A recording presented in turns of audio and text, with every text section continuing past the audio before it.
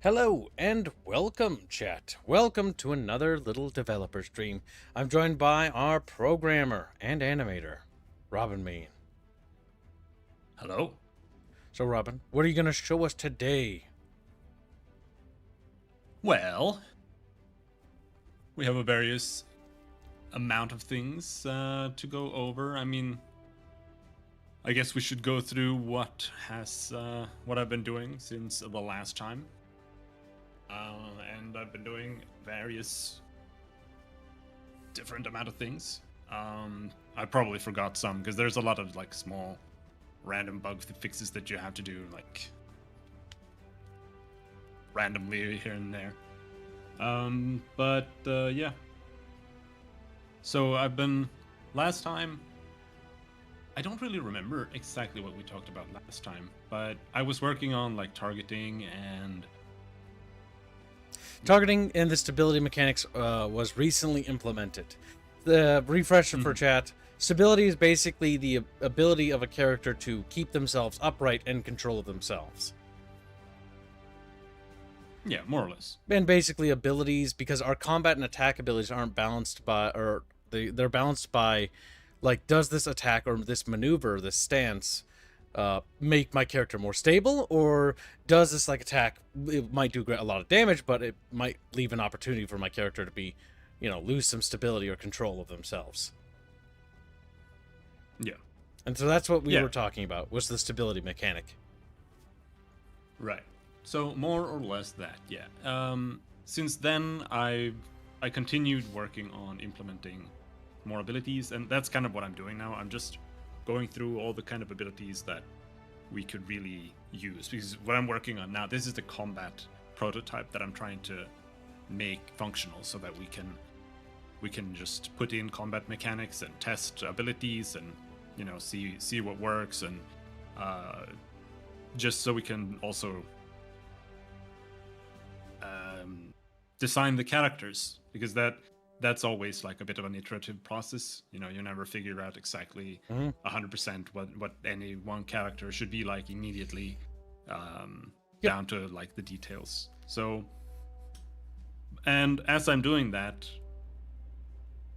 whenever I implement something new, that usually means that, it's gonna need a new kind of mechanic, it's gonna need a new way of targeting, it's gonna be able to like push or pull targets, or it's a single target, or it's an AoE, or it's a line ability, or there are just so many things, right? Or a summon or whatever. So I'm just going through everything and implementing as many different things I can to figure out really like, okay, what do we need for this and this and this and this. So that's really what I'm doing. And last I was implementing mostly just basic abilities, which included like just single target attacks and the ability to like stun enemies, and stagger them, knock them back in the timeline, those kind of things. And those were pretty simple things. But after that, I started implementing the ability to like knock targets back or pull them towards you.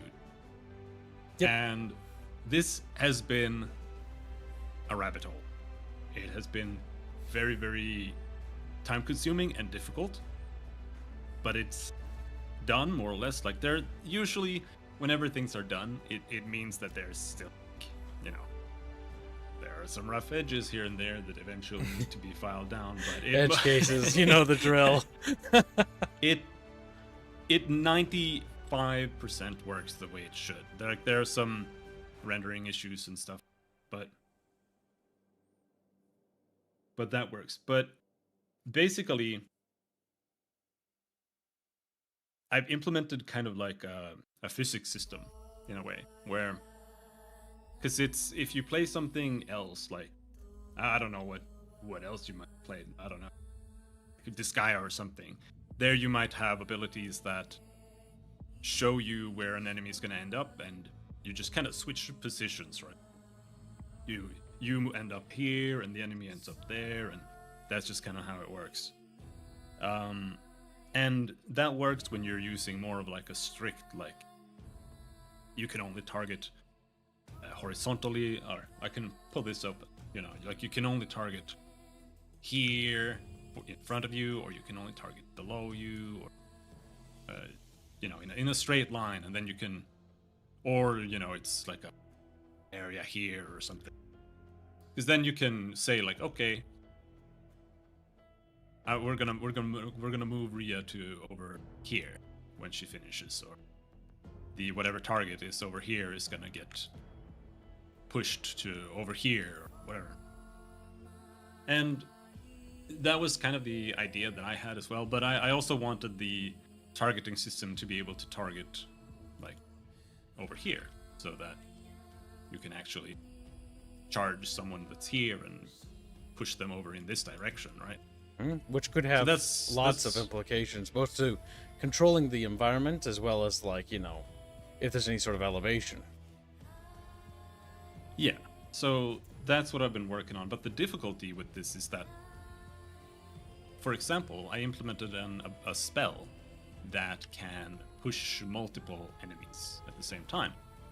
And I also wanted to have the ability to pull things towards a center. But what happens then is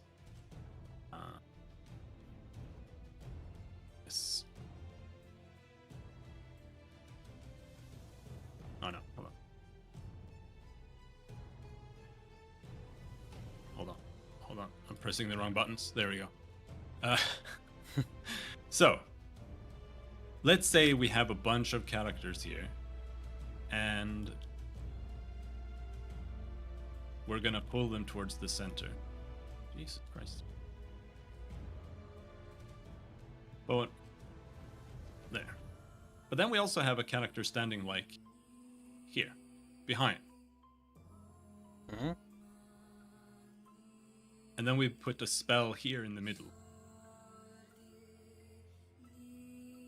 Yep, that pushes everything like within this area towards the center.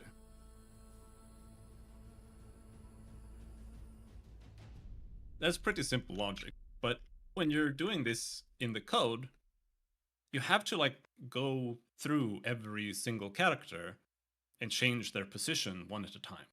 So that means that, oh, okay, we're gonna maybe let's see, like this character here, this Rhea is number 1, then this one is number 2, and this is number 3, and this is number 4, and this is number 5. Or it could be any order just based on how they are just in the database, right? Or in the system. And what happens is if this character moves first and this one moves second, and they're both getting pulled here, then they still have to be able to like collide with each other. So that means that when I try to move this one, I can't because she's here. So then nothing happens and she just like stays there. Yep, so it's got to prioritize, yeah. Yeah, but this character can move. So that's the issue, and you can solve this in probably a bunch of different ways, but this is what I've been programming and trying to solve. And what I have now is kind of like I called it a force system because that's how it's usually called. It's because it's basically a physics system. And in physics systems, in order to move a character or move an object, a ball or something, you apply force to it. And then the ball has like an amount of weight, and there's like an amount of, you know, friction on the ground and whatever. And so you can apply the same amount of force to a lighter ball and a heavier ball, and the heavier ball is going to roll less, while the lighter ball will roll more. And I use kind of a similar system. I apply force to the character, and I then also give them a direction, and then I move that character towards that direction until all of its force is like used up, or until it has collided a couple of times, because they're still gonna collide with each other. But so I just kind of let them collide, and then I move the next character, and then I come back and check the collision again. Okay, now previous character is like move now. It's not okay. And so the way it works is that every character in here now gets a bit of force applied to them. And then I go through every single character one at a time, and then I move them one step. And they all move one step towards where they're supposed to go. Yep. And then I repeat this for all the characters until they've finished moving.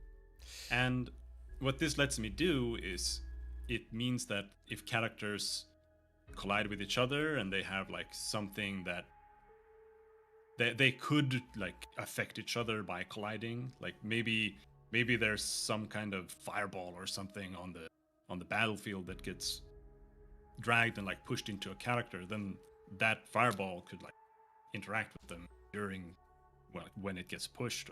Mm-hmm. It also lets me just take like any amount of characters and just try to like push them towards the center for some kind of like sucking effect. And it just kind of works no matter what kind like is in the way. Like if it collides and it stops, then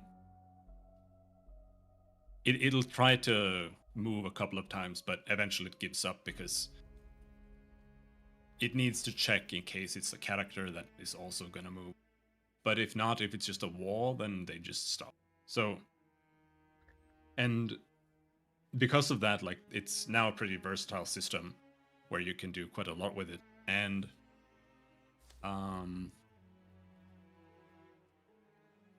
Adonos here, for example, has an ability called... Wait, hold on. This is Ria. There's Adonos. Adonos has shield charge. And that is new since you last did it, by the way. It now highlights the targets or enemy targets within range. Based on the micro squares, yeah. Yeah, so that's also up for like change a little bit for how exactly it's rendered. But yeah, I did want to make sure that you see like what's targetable, what's an enemy, and stuff like that. It shouldn't be something you have to guess, really. But look at that. This ability...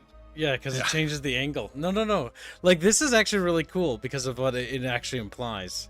Because you can see that when you depending on how you impact a character because of the micro squares, it affects the direction of which the target's actually going to be pushed.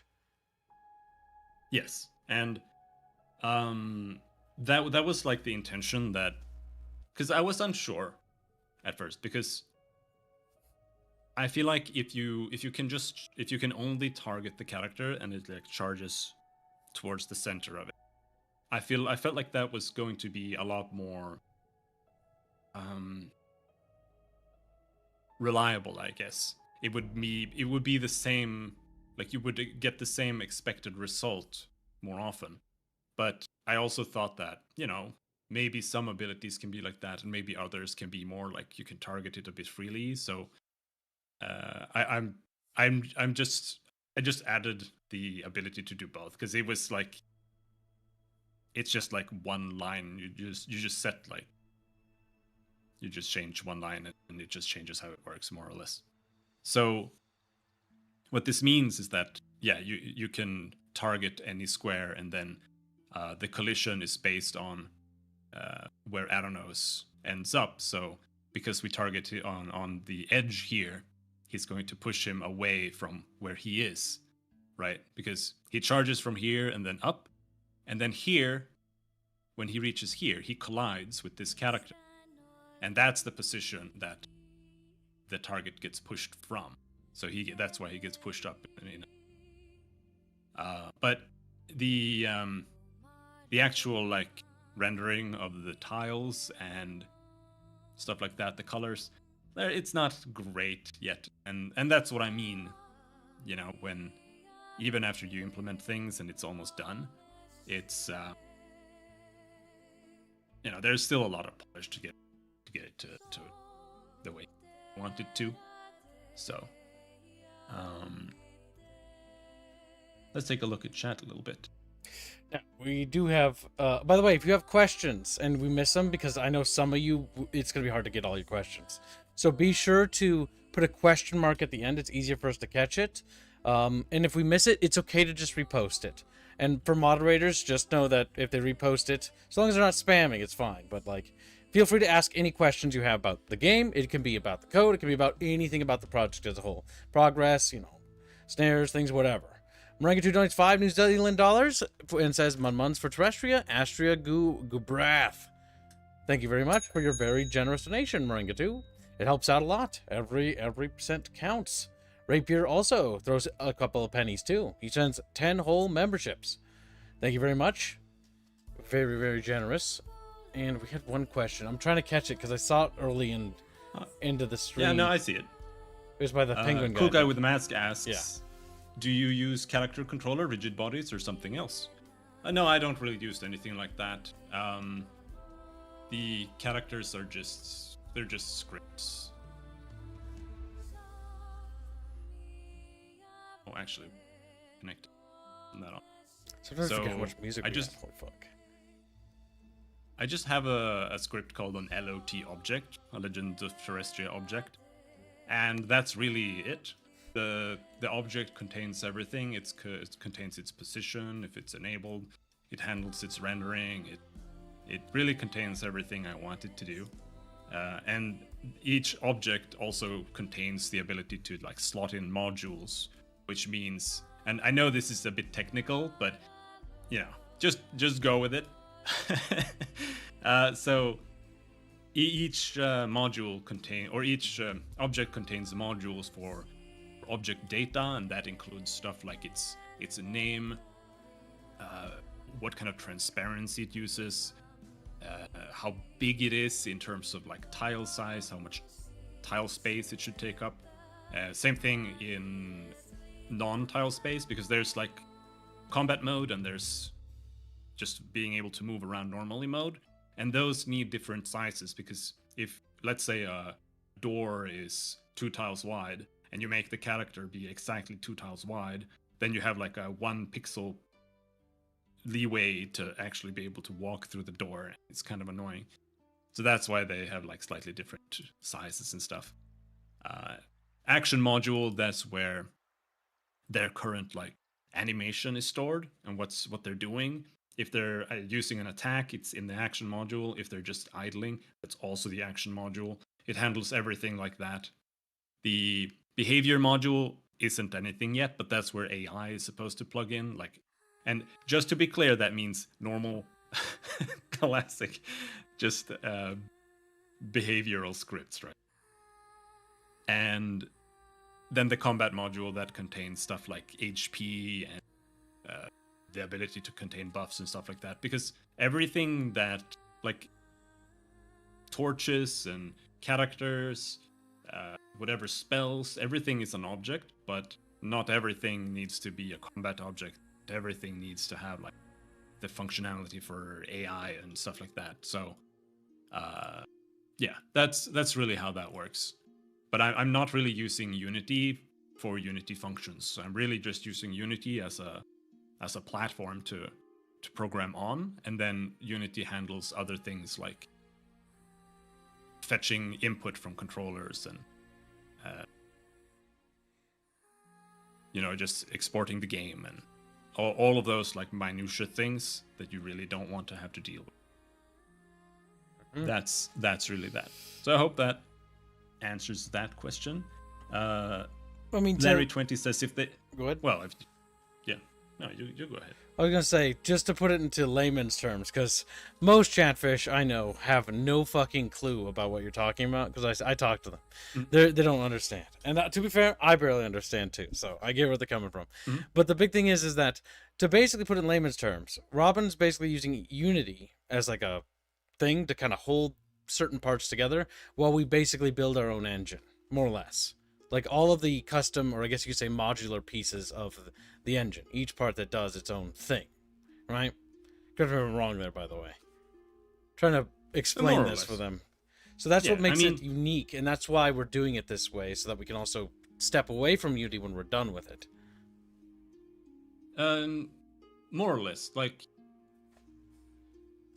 the game engines that exist, it's the term engine is like very mystified, and I feel like people think it means People more than don't it really know means, what the but word engine means. This is true, yeah. a game engine is just like if I put together the ability to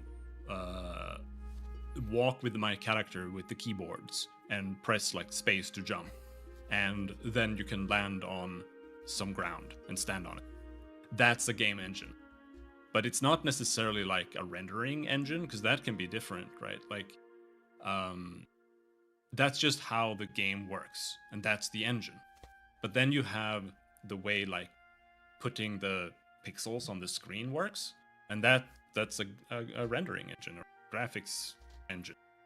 And those two things can be separate, and like you can have your own, you can use Unity's built-in engine for game logic, which lets you use like their physics system to move characters around, and that uses stuff like, it's called rigid bodies, you use their collision and whatever, and that's fine. But I don't really like using Unity's stuff that much, because I find them kind of limiting and usually not really that good, and usually it doesn't even save that much time, because it's kind of easy to put together most of it, or it just doesn't really fit into what you're trying to do, because most engines are really made for like Grand Theft Auto type games, 3D games or platformers can be pretty simple to make with a game engine. But making something like what we're doing here, you really more or less have to put together something more custom for it to work, because there really aren't that many options that contain this kind of game logic that you can just take and just put in and just use. And yeah. So I hope that clears it up a little bit. If it doesn't, you can always ask me for further clarification if you want. But yeah. I mean, it's a heavy question, because most people play video games, but very few people understand all the what these words mean, because it can be tricky. Like people hear the slip space engine or the Wordscape engine, and they're like, "Oh, okay, that's like that made that game work," and it's like, "Well, yes, it did." And it's like there's a bit more to how it actually functions and what sets it apart from other things. Or when a company uses multiple different engines to put together a game, and then sometimes they're like certain things aren't compatible. Like there's a lot of stuff. Cool Guy seems to appreciate the answer though. He liked the autisms. Also, Dragonclaw earlier, and I'm gonna group these questions together because they're basically similar. Well, not really. Go ahead and restate them, by the way, if I missed what they were about. Oh my god, my eyeballs lost it. Rasmus asks, and I'm gonna then read Chumba's after this. How far is the game considered to be so far? Question. As in percentage-wise. That's honestly not something that can really be quantified. Yes. To be honest. Yeah, we're really working on. I would say the way to quantify that would be after you're done doing what you're doing now. So we're in the what we call the mechanical implementation phase, which is very, very, very prototype stage, meaning that we're putting in things that we want. Like, for example, things that we want is the stability mechanic. What's the stability mechanic? It basically imitates historical European martial arts in the sense that, when you attack, how are you able to hold your guard? If you lose your stability, you're vulnerable. And if you lose too much stability, you'll fall over, things like that, right? And Robin also implemented things like the knockback system, or the physics, quote-unquote physics system, right? Or as you call it, the force system, where you can push enemies away or pull enemies towards you. So you can kind of push and pull on the actual battlescape itself. These are the stuff we're implementing. Once we're done with all that, like the spells, when it comes to the summoning creatures and how they work, when it comes to knocking down scripted assets like pillars and stuff, or like doors and how they're destructible, after all those mechanical gameplay mechanic things, right, those things that you can interact with in the world, all those things are done. Then we start putting together the actual game, right? Because then we're putting together all the pieces. Now, there's a lot more to do after this too, because this is just the combat prototype. There's also the dialogue systems, the walking around the actual world itself. Then there's the warfare system, which is very much used on this kind of stuff, and so that's like all related. You know what I mean? Wouldn't that be an accurate assessment? Yeah. So once all those things, once the combat prototype is done, the war prototype is done, which the war prototype uses the same system as this, by the way. So that makes it a lot easier to make, with some differences because it has like morales and it simulates armies, because you'll actually see, full-blown armies making contact to each other. And then we have the actual like dialogue and like conversation system completed. That's going to make it a lot faster. Not to mention all the user interface stuff, because then it's just putting together the level sets. We already have a pretty good chunk of the prologue complete. There's a couple big section we need to rework still, but Robin and I basically put together the prologue of the game, and chapter 1, 2, 3, 4, 5, 6, etc., all the way to the end of the game. I don't want to spoil how many chapters are, because that's a spoiler too. Now I think about it. Like they're all mapped out. The game story-wise has been done forever. It's just about basically putting together the actual mechanical functions and stuff like that. So then we can start building it. Because a lot of the like mapping is already done. Like the railroad and how we know where it's going to go is done. We just have to, put together the whole thing. Yeah. The unfortunate reality is that pretty much every single thing that I've been doing so far can't be shown because it doesn't. You can't see it because, and that's what makes like this part of the development cycle really hard to share a lot and show because even though you do stream it regularly. yeah, I stream several times a week, but the unfortunate part is that like I haven't had any reason to make like even a new test level. I've been using the same test level for years now because I've been working on other things like the save system or just making the level editor work or being able to save not just like the game but levels in the editor, making setting up all of the menus, making the entire timeline system work for combat, and the entire combat system also there's a lot of code to go through every single step of the combat system. There's also the entire like database needs to be set up for how should a spell be stored in memory, like in memory. How should a character have like how do you decide what kind of spells a character has, what kind of abilities they have, how do you even render what a character is doing on the screen, and all of these things require quite a lot of coding, like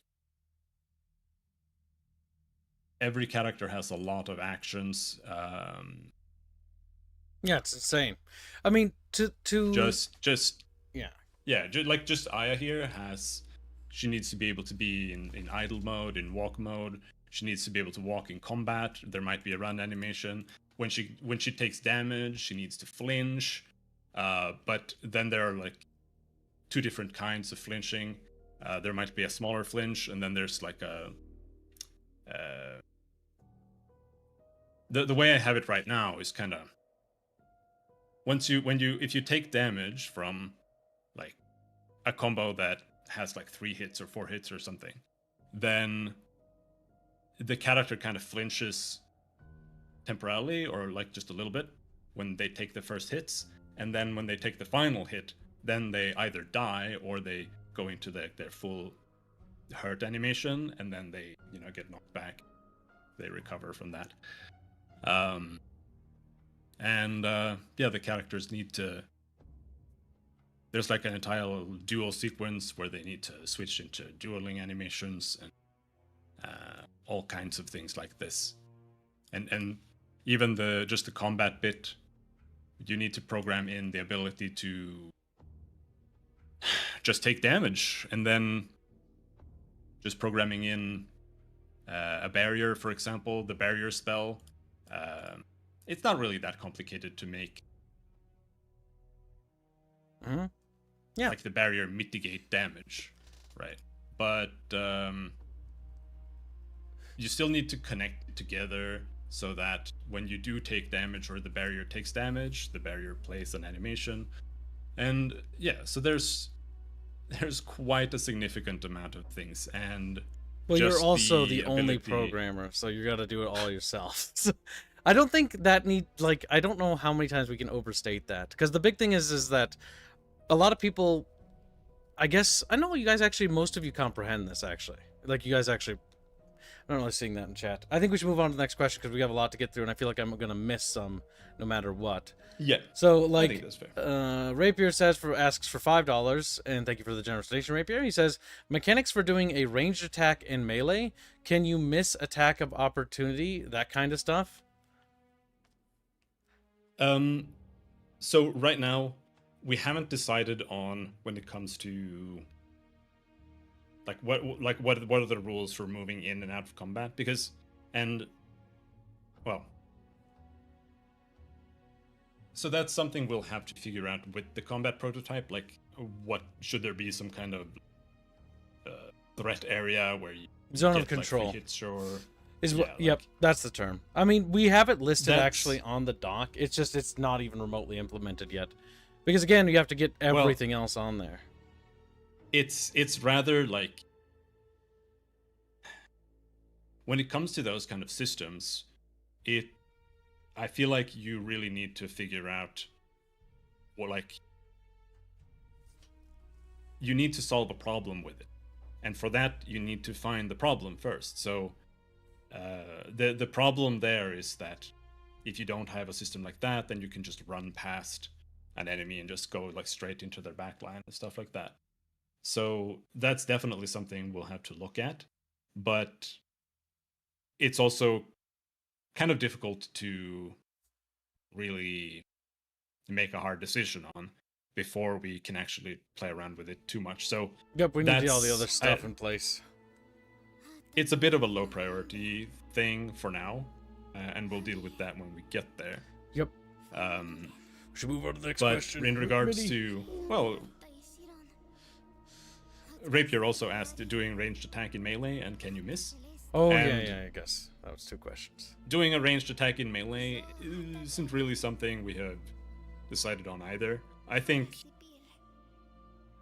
stuff like that isn't really like a super priority to That's decide fine-tuning on right now. It will affect how the game plays monumentally, though. I will say that much. I personally am of the opinion that there should be something about it, because closing the distance should be an advantage to that. But that's again going to be a topic once we get to that state. Again, so we're going to be kind of keeping it kind of loose there, because if you nail too much stuff down before you get there, you find yourself locked in to one mistake. Yeah. But in regards to missing, that's something that we don't plan on having, unless there's like a thing that makes you miss. Mm-hmm. Otherwise, the plan is for attacks to be guaranteed. So it's like maybe something blinds you, or a certain character has, something that makes them evasive specifically, or something like that. That's like a mechanic that they have. Then maybe there could be a mischance. But otherwise, no.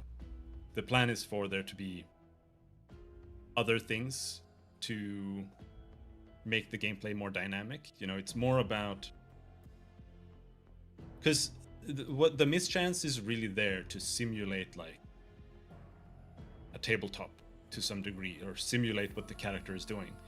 But we want the game to be more about like planning ahead and setting up for like the next turn and stuff like that. So it's meant to be a bit more, more tactical is what I would describe it as. It's more like, if you want to look in layman's terms, again, for those who don't really understand this particular genre, chess would be a great example of this. It's more about setting up moves, preparing actions, and planning ahead, and also seeing what the enemy's doing, because our game isn't a alpha attack game. An alpha attack game would be basically you have one team takes all their actions and goes at one time, and the other team does that, right? A great example that'd be like something like Advanced Wars, where that's how that works. I'm not a big fan of Alpha Strike games, personally, for like these style of games, I still think they're fun. I like Advanced Wars, but it doesn't really fit what we're trying to build.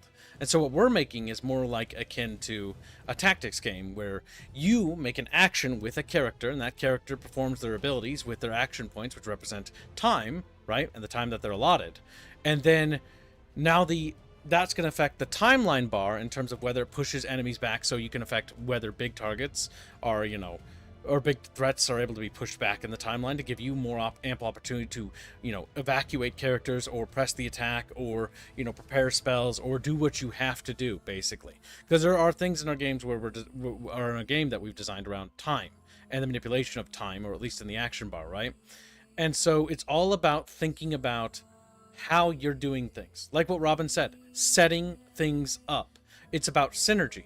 A lot of these characters here are very dimorphic in terms of how they're designed, both in their appearance, but also in how their abilities are laid out. Now, again, the abilities are very much going to be workshoppable because, again, we need to make sure that all these systems work correctly to confirm the way we want it to be, right? The stability mechanic was recently just implemented. Just now, Robin implemented another brand new mechanic, the ability to knock opponents around you with the force mechanic.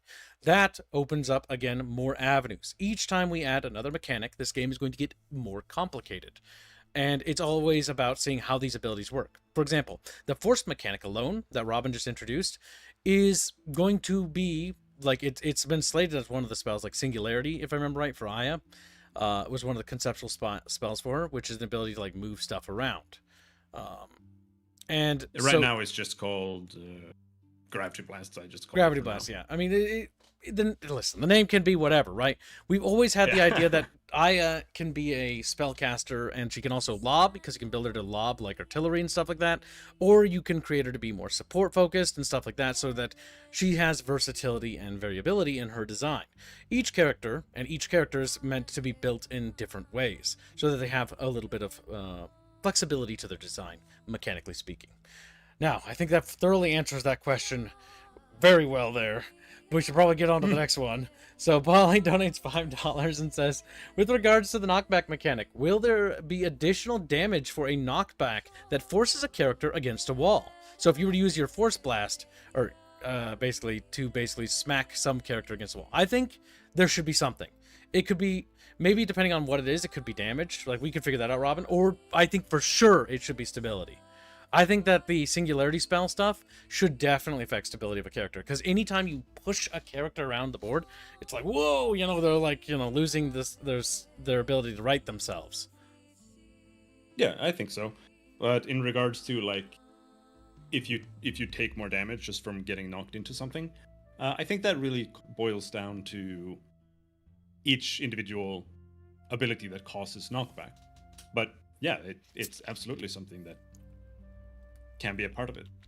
And I do think that for, like, the shield charge, for example, if you're charging someone who's standing against the wall, I absolutely think that should probably give you something extra for losing out on the knockback, if that makes sense. Mm-hmm. Next up, Rifford gifted a membership. Thank you very much. But yeah, also I will say, because I want to add something to that, because chat didn't ask it, and that's okay. I don't expect chat to be on the same level as me, but I'll get you there. So one idea that I was playing around with my head was the whole, like, ability to use the force mechanic, not just to knock people into things, but knock people off of things. Because we do have basic, and I do know this because I wrote the fucking story, but there's a lot of sequences where there's elevation playing a role. And so there might be opportunities to knock little guys off the ledges of things. And that might be, a significant fall, or even if it's not, like, significant to do damage, it might do, stabilize them, or, knock them off of the second story of a building, which again buys you time. Before, you had 3 enemies next to you, but that force blast knocked off 2. And now Rhea and Aya can now bring down that one character, while the other 2 characters have to re-enter the building and go up the steps again. Potentially. That's something that could be done, yeah. As long as it fits for the scenario and it makes sense. Yeah, absolutely. Make sure you keep asking questions, chat, because I have a feeling we're still going to keep missing them. I'm trying my best to catch them all. Spunk Jam has been a member for 34 months and says, keep up the good work, gents.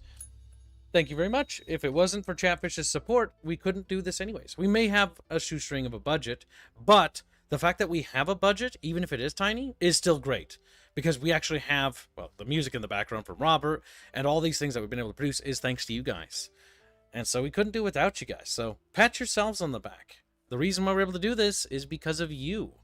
And the reason why this continues to make such progress is, again, thanks to your steady support. Because we've been able to keep the lights on, despite the fact that I think everybody, like colleague-wise, said it would be impossible to achieve what we've done. So we've already shattered that ceiling and actually done the impossible there. Now the next goal is just to keep chiseling away at this sculpture.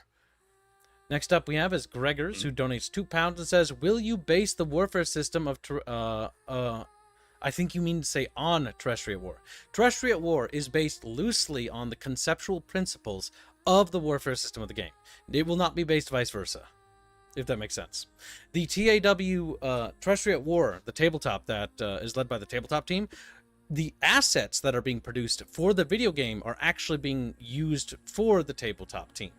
The only thing that the tabletop team is getting in terms of funding is a slight fund because you guys help overreach the weeklies, and that's specifically the model fund, which allows us to have that professional, a good friend of ours named Baffios, basically whip up custom miniatures for the tabletop.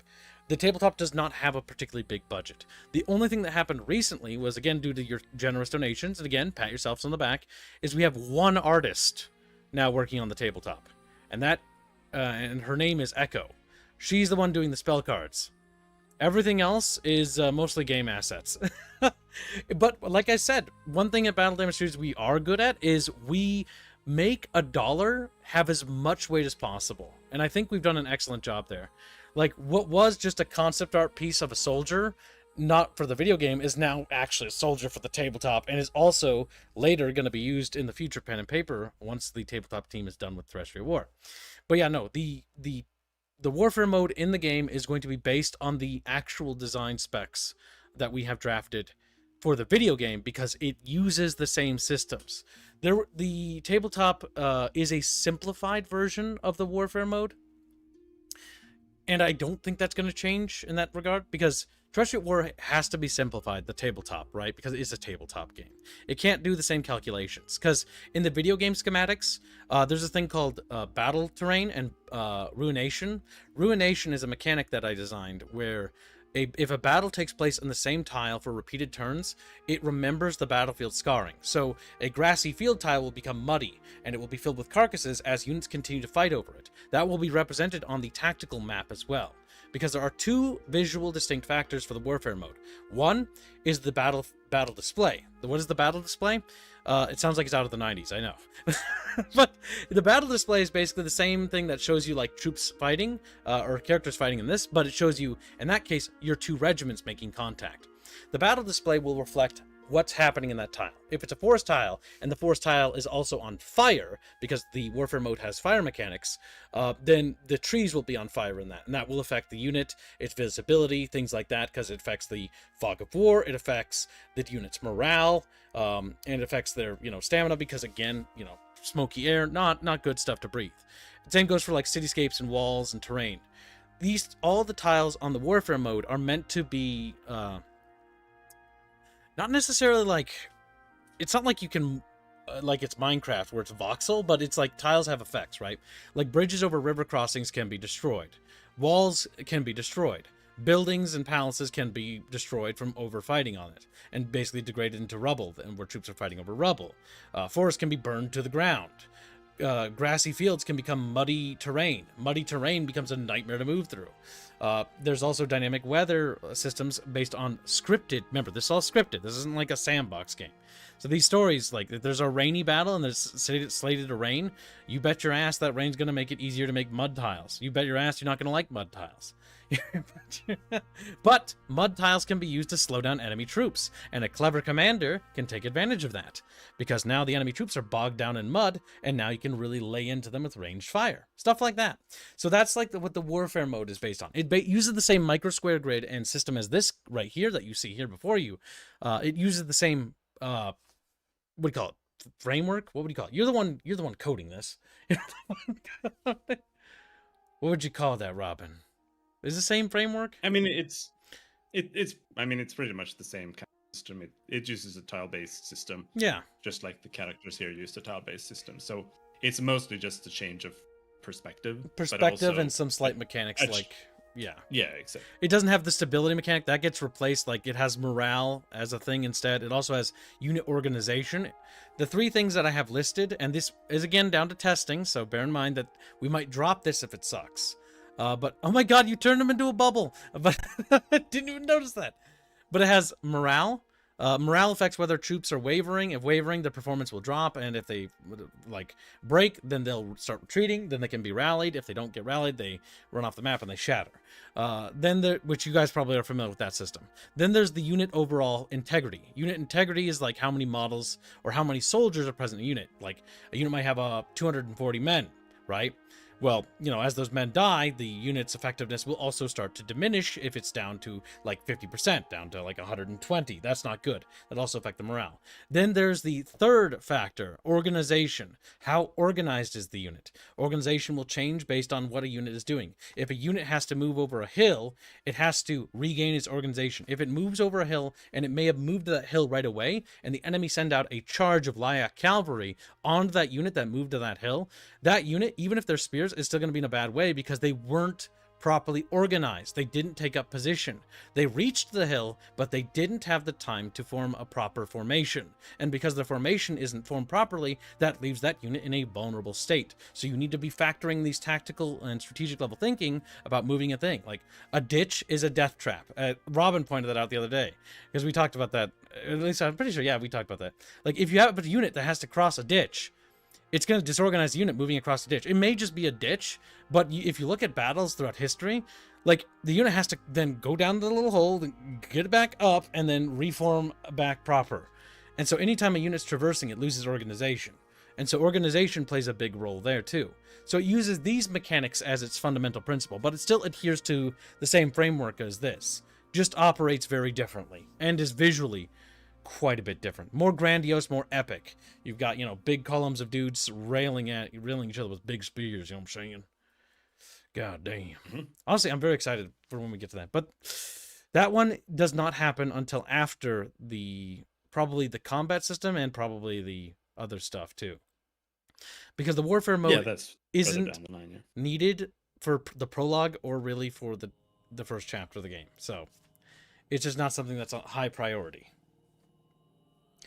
Yeah. Oh, more questions. Remember to put question marks at the end of your sentences, because that is how I skim these. If you have a question, put a question mark at the end. Otherwise, I skim. Spider-Pig, don't you say, where is Nezzy's sprite? Crub. She doesn't even have an animated sprite. She has a static sprite, doesn't she? Or no, you did animate her loosely. She has an animated idol. But she's not here right now, yeah. Yeah, we've frozen because all she's not animations. really.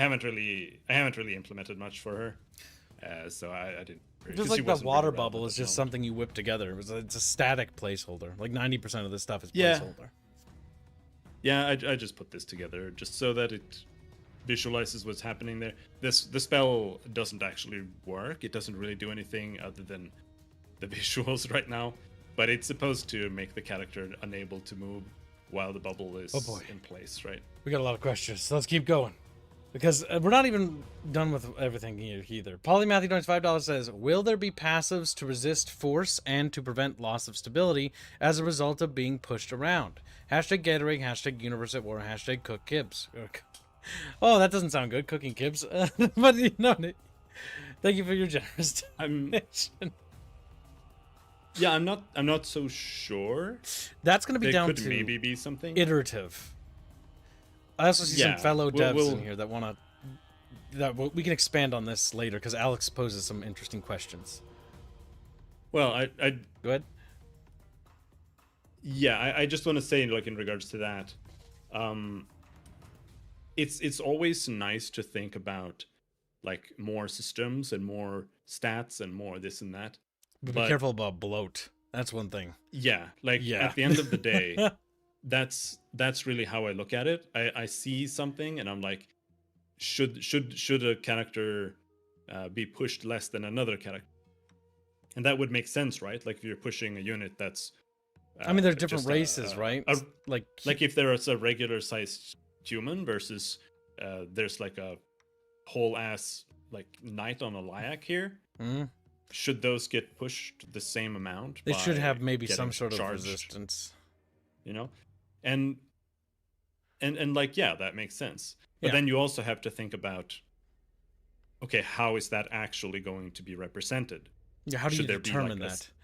should there be a stat that's like push resistance, and then they get pushed I guess -1 in that case, less, what and you'd then probably do is add a stat variable for the character. So a character would be ascribed a weight, right?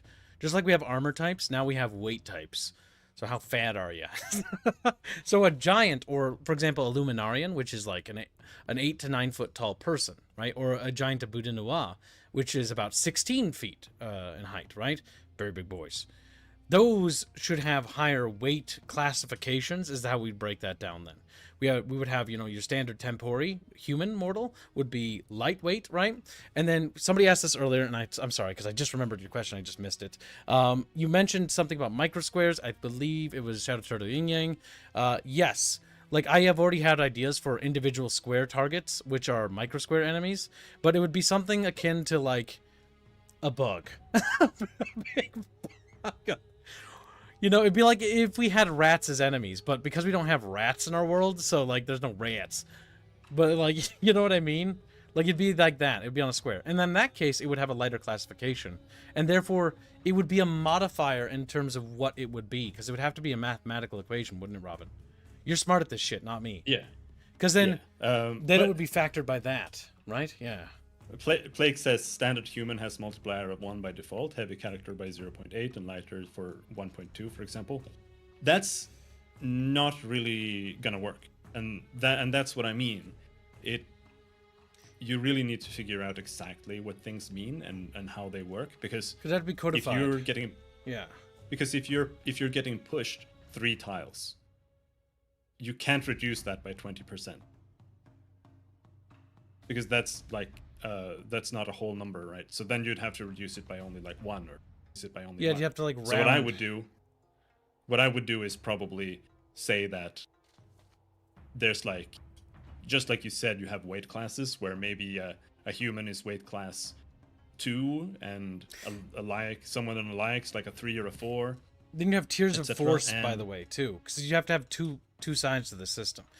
Because you're gonna have to have the weight class, and then you're gonna have to be force, right? So, like, humans would push force multiplier 1, right? And then like maybe Aya's spell would be multiplier 3 or something, so it's more extreme. Well, I would say that, like, a spell would be different, right? But I would say that you would say that if a character is like weight class 2, then for every weight class above, you would push 1 less. So if you're pushing 3 against another unit of the same weight class, then if it's a weight class above, you're pushing 2. 2 above, then you're pushing 1, and 3 above, you're pushing 0. Right? Like, something along those lines, I think, would make the most sense. And a spell... See, and this is why, again, even having, like, some kind of resistance or whatever, it's not as simple as just having it or not, because it does complicate, like, everything. Because now a spell needs to have maybe some kind of power to it, right? It has a pushing power of like 5, and that can push objects that are a weight class of 5 or lower, right? Like, it's stuff like that. So I'm not, it's not something that I'm against trying to put in, but it is one system at a time, because once you start adding that adds like 6 different other systems. I love the idea of it, though, which I know Robin's gonna love me saying that out loud. But the big thing here is that again, you need to backtrack a little bit, right? Because all right, Alex, come here, you little shit. There he is. He says, design-wise, how much have you definitely decided on before making the game?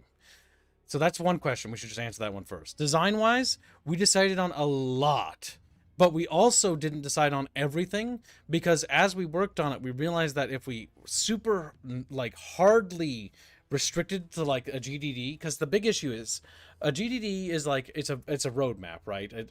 Translation, for those who don't know, Grand Design Doc is what it's called for the industry, right? And usually you write it up, and it's more like a presentation thing to show to, like, investors and stuff. But either way, having these we'll just call them design docs, right?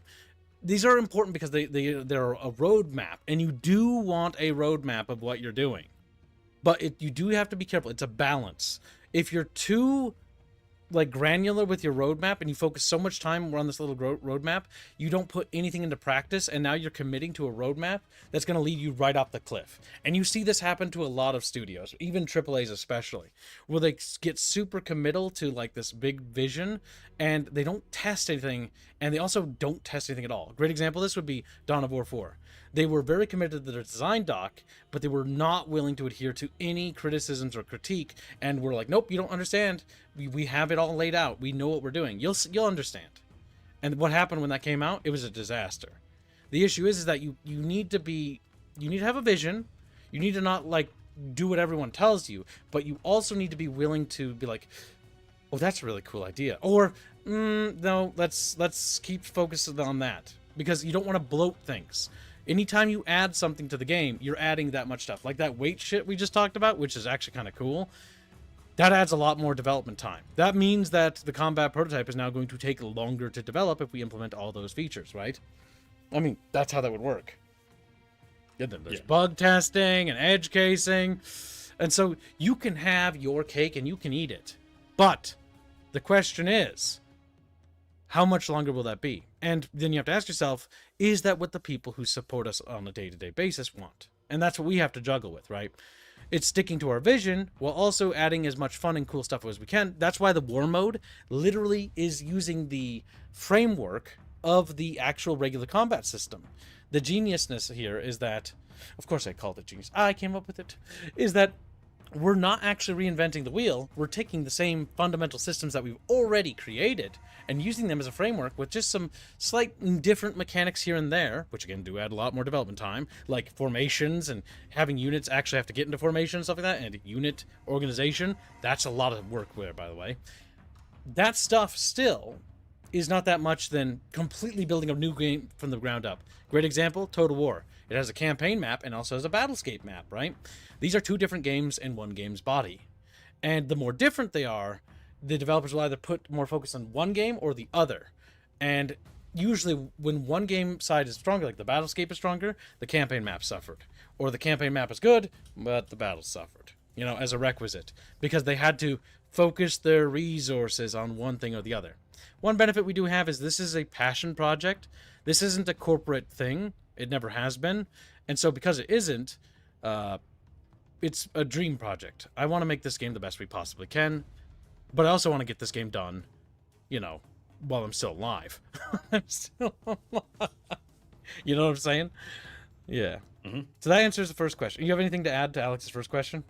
And good job adding question marks. Proud of you.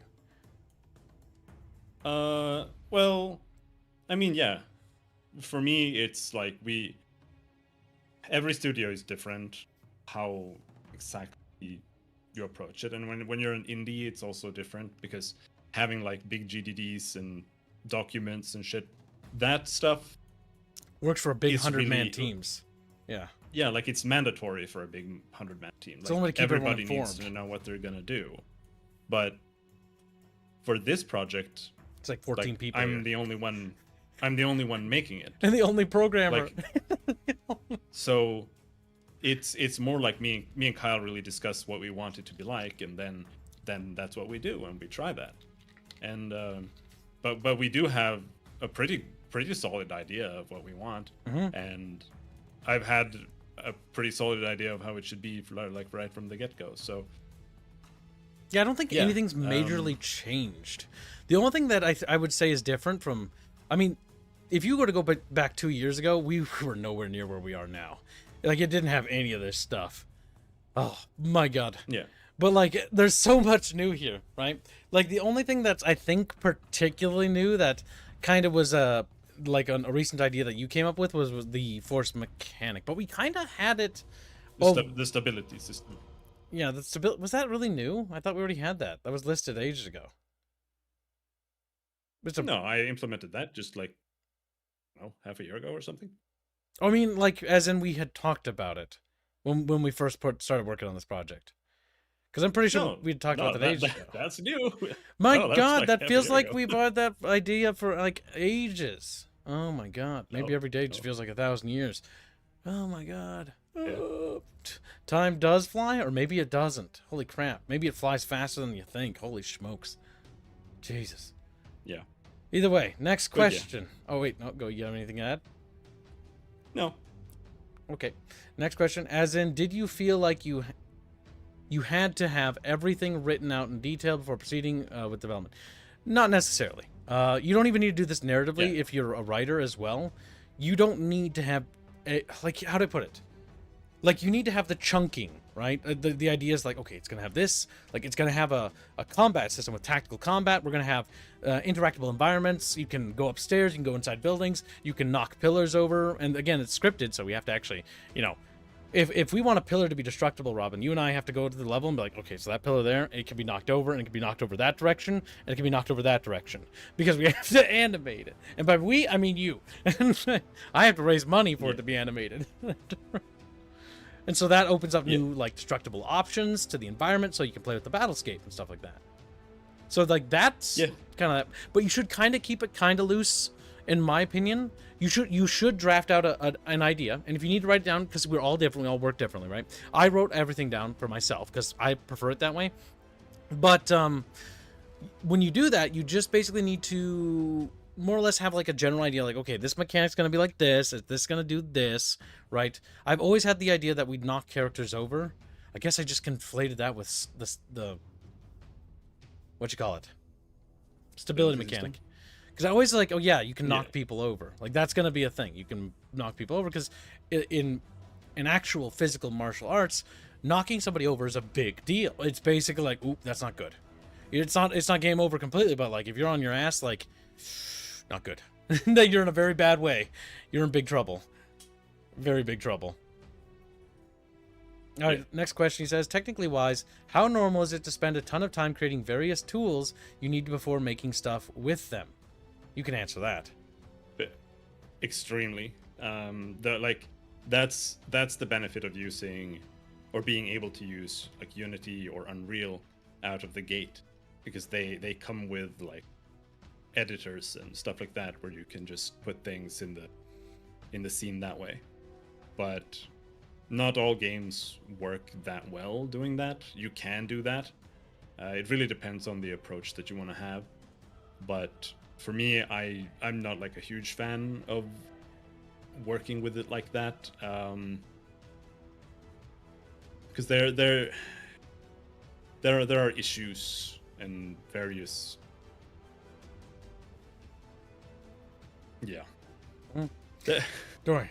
There are always issues with working with engines that already exist. You have to like do everything. So, yep. Come on, we got questions to get through. Come on, man. Robin, man. Look at them. There's so many chatfish. So what's the next question? I don't know. Where the star steel bullets at? That's a bit. That was one I was gonna scroll past. Just like I was gonna scroll past no rats. Like, no rats. Okay, I can answer that question if you're new, I guess. Like, that could be a valid question. Like the star steel bullet one, that one's gonna get ignored, as it should be. There's no rats in here because every creature we make, except for like humans, is a unique creature to our world. Now you might be like, oh, okay, you're just gonna make a rat stand in? Not really. The closest equivalency we have to, I think, our world animals is a lyak, and it's kind of like a horse, but it's like much, much, much smarter. And then I guess the other thing would be, the closest I think is the taro. The taro is the closest, and the taro is just literally, it's the closest equivalent you have to a cow. Sort of like a rhino, though. Mm-hmm. But yeah, the reason for doing that and having these weird animals was to try to create a world that was very much reflective of the Dreaming Way and the idea of how otherworldly things are and how different things are. Down to the fauna. I know Carlos is absolutely ecstatic about working on the fauna. I know it. I know it in my bones. All right, next question. By the way, if you have any like general critiques or criticisms, by the way, or concerns, feel free to list them. I did see one earlier from Dragon Club, but I kind of forgot it, so I have to scroll up again. Sorry about missing a Dragonclaw. I get caught up in all these questions because you got to put a question mark at the end. It wasn't really a question. He asks, or he says more like, I be honest, Kyle. Don't know why you call me Kyle. It's Gibbs. I don't see much progress compared to the last 2 years. That's fair. I mean, considering a lot of the back end work Robin's doing, it's kind of hard to show what he's doing. Like, it is difficult to see that when you're working on things that are mostly just code. And if you don't really understand that kind of stuff or that kind of work, it's going to be hard to really grasp the stuff that Robin's doing. Because for me personally, it is difficult. Because I know I've had to have conversations like, Robin, like, where are we? Like, what's happening? Because, like, if I see when you open up the script and the code stuff, like, I'm not very programmer savvy either. So I'm kind of in the same shoes as you. I don't really know what's happening. But when Robin shows, like, spells and mechanics, that's when it clicks better for me, because I'm like, oh yeah, holy shit, like, we have, like, the ability to knock back people and push them around, and the stability mechanics in. Like, that's where things start coming together. But you were working on the shader and the renderer those last 2 years. So, and that was, like... I've been working on a lot. Yeah, and that's all custom engine stuff. Just a reminder, by the way, if you're looking for a game that comes out, like, you know, next year or in a couple of years, like, right away, like, this is not that game. This never was that game. This is a passion project. It's a game I've wanted to make ever since I was a little kid, and it's been my dream to work on it with these guys and this team that we've made and the community we have. It's going to be a game that's built for us and for this community. And if it appeals to other people, awesome. But I want this to be perfect because, well, it's our game. So I want it to be slow and steady as she goes. And if you're looking for something right now, you know, you can just put this on the back burner of your mind and just check up on it every year and so and see how far we've come. And you'll probably see a bigger amount of progress there. Yep. The reality is that this is meant to be a long-term thing. And that's why we're also focusing on getting things done with the tabletop as well. And we're also releasing lore videos and working on stuff like that. Yeah. So that's also upcoming. Yeah, because what we're building is not just a video game. So this can be my own, like, if you want to blame anybody or point fingers at anybody, you can point them straight, squarely, old Kip. So for me, I never wanted to just make a game. This is building a franchise. This is building a setting. The video game is just merely one small piece of this puzzle. The videos we're putting together for the RSD, or episode 1 of Echoes of the Second Age, which we're going to have out relatively soon. Probably the audio version will be out this month, but I'm not sure about the paneled version, because the panels are going to take a while for Lycanfish and Carlos to get through. Bear in mind, the art boys got to actually concept out the scenes and the characters and the environment and the world. It takes a bit of time for them, but they're doing a great job. Yeah. But the audio version, the audio drama version, will be out probably this month, if we keep up our current trajectory. If we can get that recorded by next week and then get it in Robert's hands, and then all we need is a cover art piece, and bada bing, bada bam, we'll have the audio drama version, and then the more fancier version will come later. And so that's part of the stories, and the idea of the stories is to build up the world setting and the characters for this universe I built. Because I wrote this stuff in elementary. And throughout middle school and high school, and I basically kept working on it. It's my dream project. And yeah, we're going to have those stories out. The other thing we have is the tabletop team.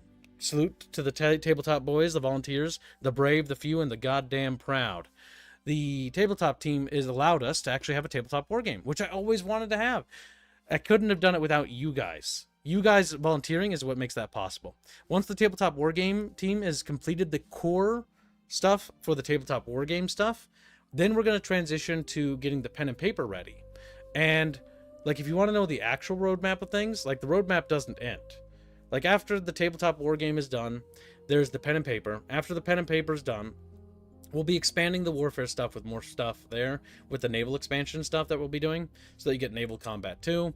Pen and paper will add stuff. We'll just play it by ear and see what people like and what people want to see expanded on there. So I'm going to be more receptive for that.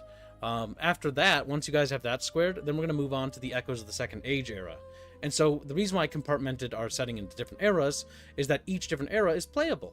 So if you want to play in the time of, like, you know, when the builders are around, that'll be a thing too. I know that Mamu is squarely interested in those HACUs, but yes, there will be stuff to do in that.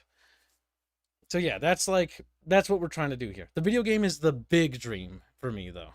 This is where I put like pretty much all the donos that you guys give. 90% of them, well, after 30, okay, it can't be 90%. 30% is taken by YouTube, right? If depending if you donate through YouTube, and then if patron subscribes are, they take their percentages too. But then that fraction that's left is pretty much squarely put into the development of this, right? Save for the fact that a lot of the finances go also to the art team, which funds art pieces for the YouTube channel. Now, for those who don't actually come around all the time, so that might be like you, Dragonclaw. I don't know if you're still there. And that's okay. You don't have to be here all the time, because I know that not everybody's interested in everything I do. And there's nothing wrong with that. But the reason why we commission all those art pieces for the thumbnails and stuff is that's to help drive up revenue so that we can make profits, so that the profits can then in turn be invested back into the video game so we can keep the lights on. That's why we have 14 people in Battle Damage Studios, but only one of them is a programmer, because we don't actually make enough revenue to hire more programmers. And from what I've talked with Robin, like we tried that road once, where we took what little money we had and we tried to spread it across multiple programmers, and that did not work out. Because what ended up happening is Robin basically had to go back through all the programmer code, basically when they merge code together, and just fix everything. And because the reality is, like, getting people on as additional programmers, you would pretty much have to get somebody full time. Yes, and we don't have. If you have any clue what a full time programmer costs, that's gonna be like double the number you see on the screen there right now. Yes. So, we tried programmers, and like we can afford one. And so yeah. I'm just happy that we can get one, and I'm not gonna look a gift horse to them out. If we can at least pay Robin, we can at least get the game done. Because with Robin, the game is viable. Without Robin, there's no video game. Pen and paper, it is, boys. Pen and paper. But yeah, it's a passion project, and I'm never gonna waver from it. I've been working on this since like 2004, guys.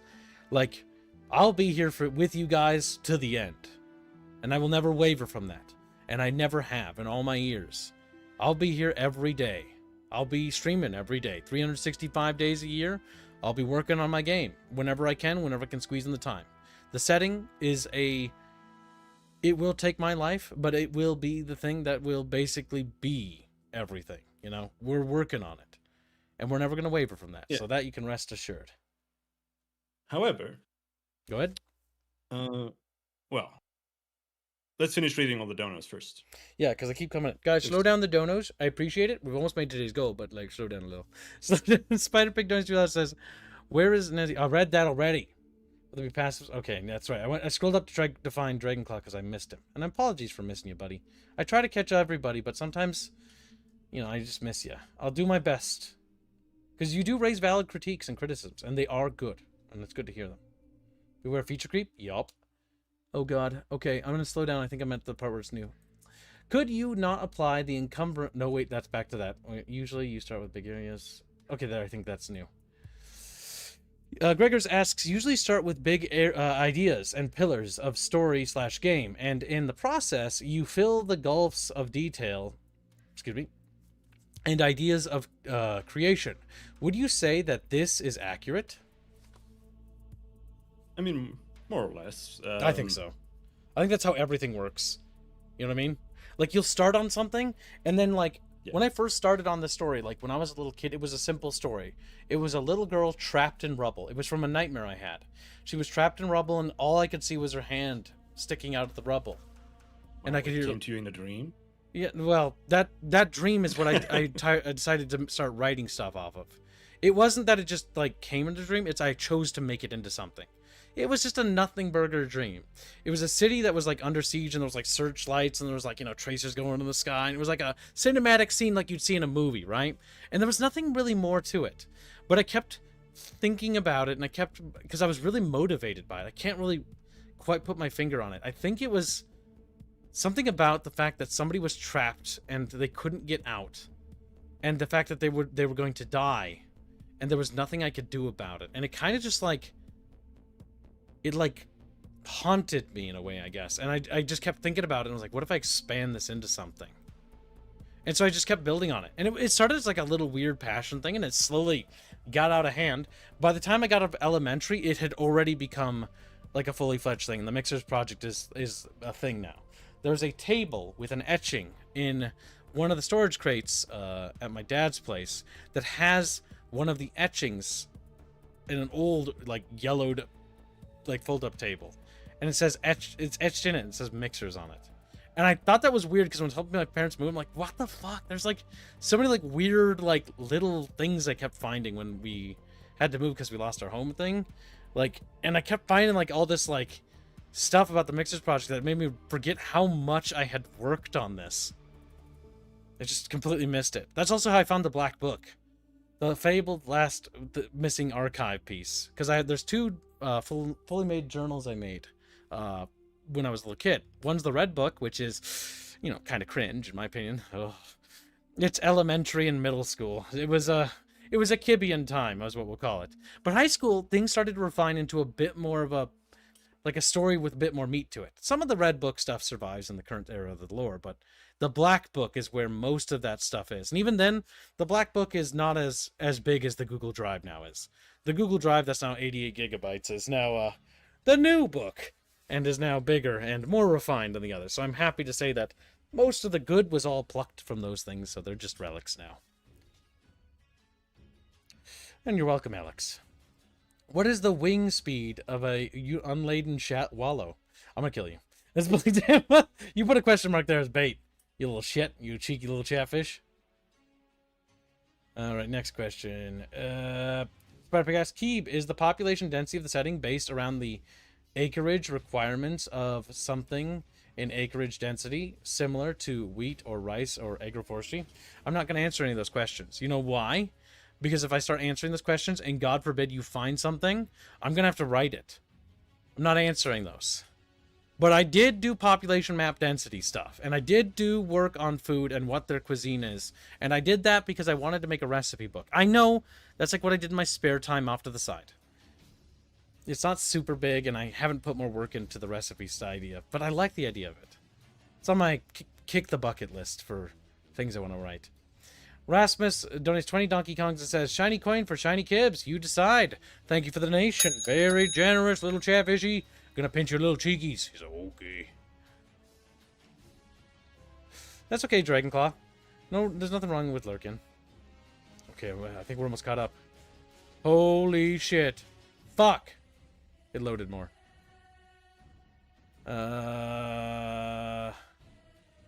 All-time classic came to me in my dreams. No, it didn't. Don't bully me, chat. Did not come to me in my fucking dream. I hate you, Robin. If you hadn't said that, they wouldn't have fucking started saying that. They're like parrotfish. They'll just repeat what you say. I had a dream and it stuck with me, and I turned it into something. It's not that it actually fucking is. Oh, fucking Christ. Master Huntsman asks, and just to do this one quick, so we don't really go into it that much. Where can you practice coding for making a video game? Mm-hmm. Yeah, you really just go to YouTube and just find a tutorial, or find like a tutorial on whatever engine you want to use.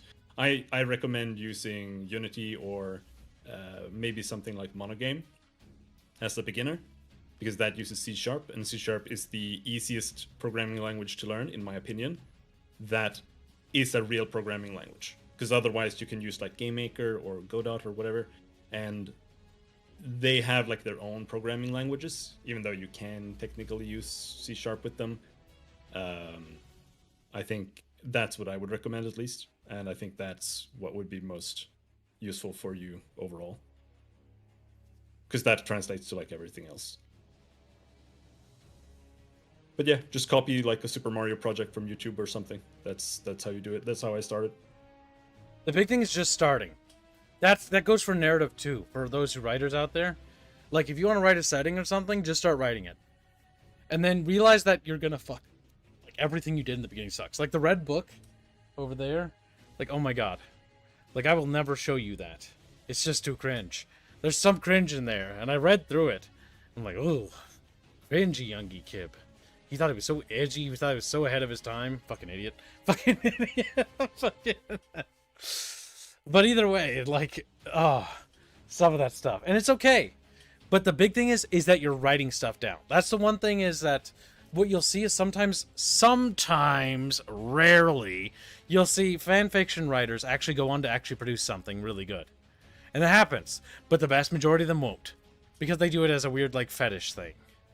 So that's why I'm always kind of iffy on the fan fiction starter thing. I was a bit more, like, open-minded to it because I saw, like, a lot of successes come out of it. But then I realized I didn't look at the amount of percentage of failures. And I was like, oh, okay. There's a discrepancy here. There's a discrepancy. Kim's Little Red Book. Oh, my God. They're comparing me to Mao now. Fucking A. No matter what you do. But I think we're through those. But... yeah, let's, because I'm actually not done. Yeah, no, we haven't even, like, done it. We just stopped for some questions, and then they bombarded us. Okay, quick, before they come back. So, yeah, those are the things that I've done. And that was the first thing there. So now, second thing. that was the fourth system. And after that, and this isn't really super interesting, but... It is something I had to do. I reworked how, like, the positioning system works in the game internally, and what that means is that, and again, like I said, it's technical and it's not super interesting, but like every character takes up multiple tiles, right? Mm. And that means that they have something called bounds.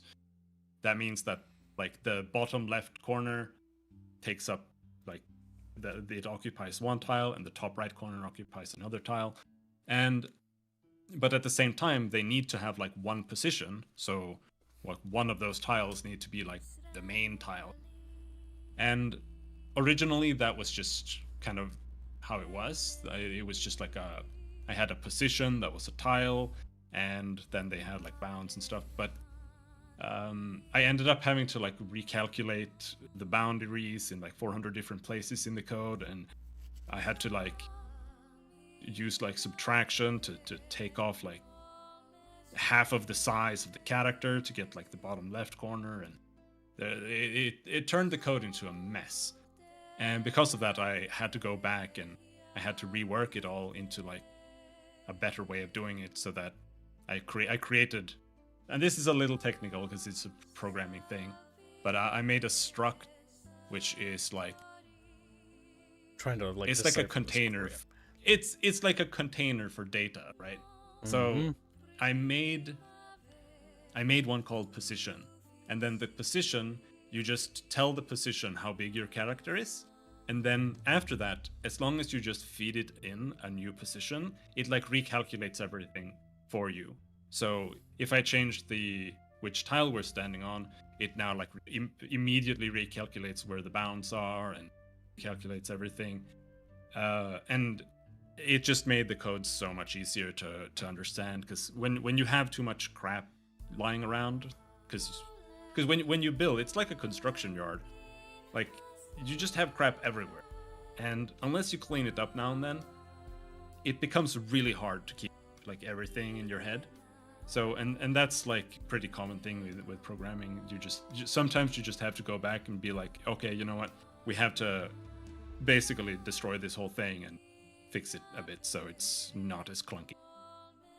So I did that, and it made it so much easier after that was done. But it also, the positional system runs through everything in the code. So it did take a little bit of time to fix up all the bugs that cropped up from that. And there are also various other things, like just minor things, like when you're trying to cast a spell, the character is supposed to, if we cast this lightning strike spell here that I also implemented just for she's for supposed fun. to have a spell animation sequence, but it's using a stick figure placeholder. You and your stick figures. See, I can't wait. And the lightning.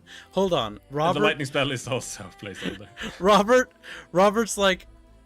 So I was working with Robert this morning, our composer. He's like, when is Rob gonna get back to making more sprites? Because I want to see more animations. It's just like, well, when he's done like doing what he's doing, he'll make more sprites. I'm like, he has made some. It's stick figures, and Robert just like super sad. He wants you to make sprites, by Yeah. the way. He wants you- Yeah. But yeah. So here you can see when you're casting a spell, like the target that you're targeting and you are supposed to remain brighter while everything else is supposed to become darker, and just basic stuff like that. I had to go through and make sure that that worked everywhere. Ria and Aya, they can cast barriers on themselves.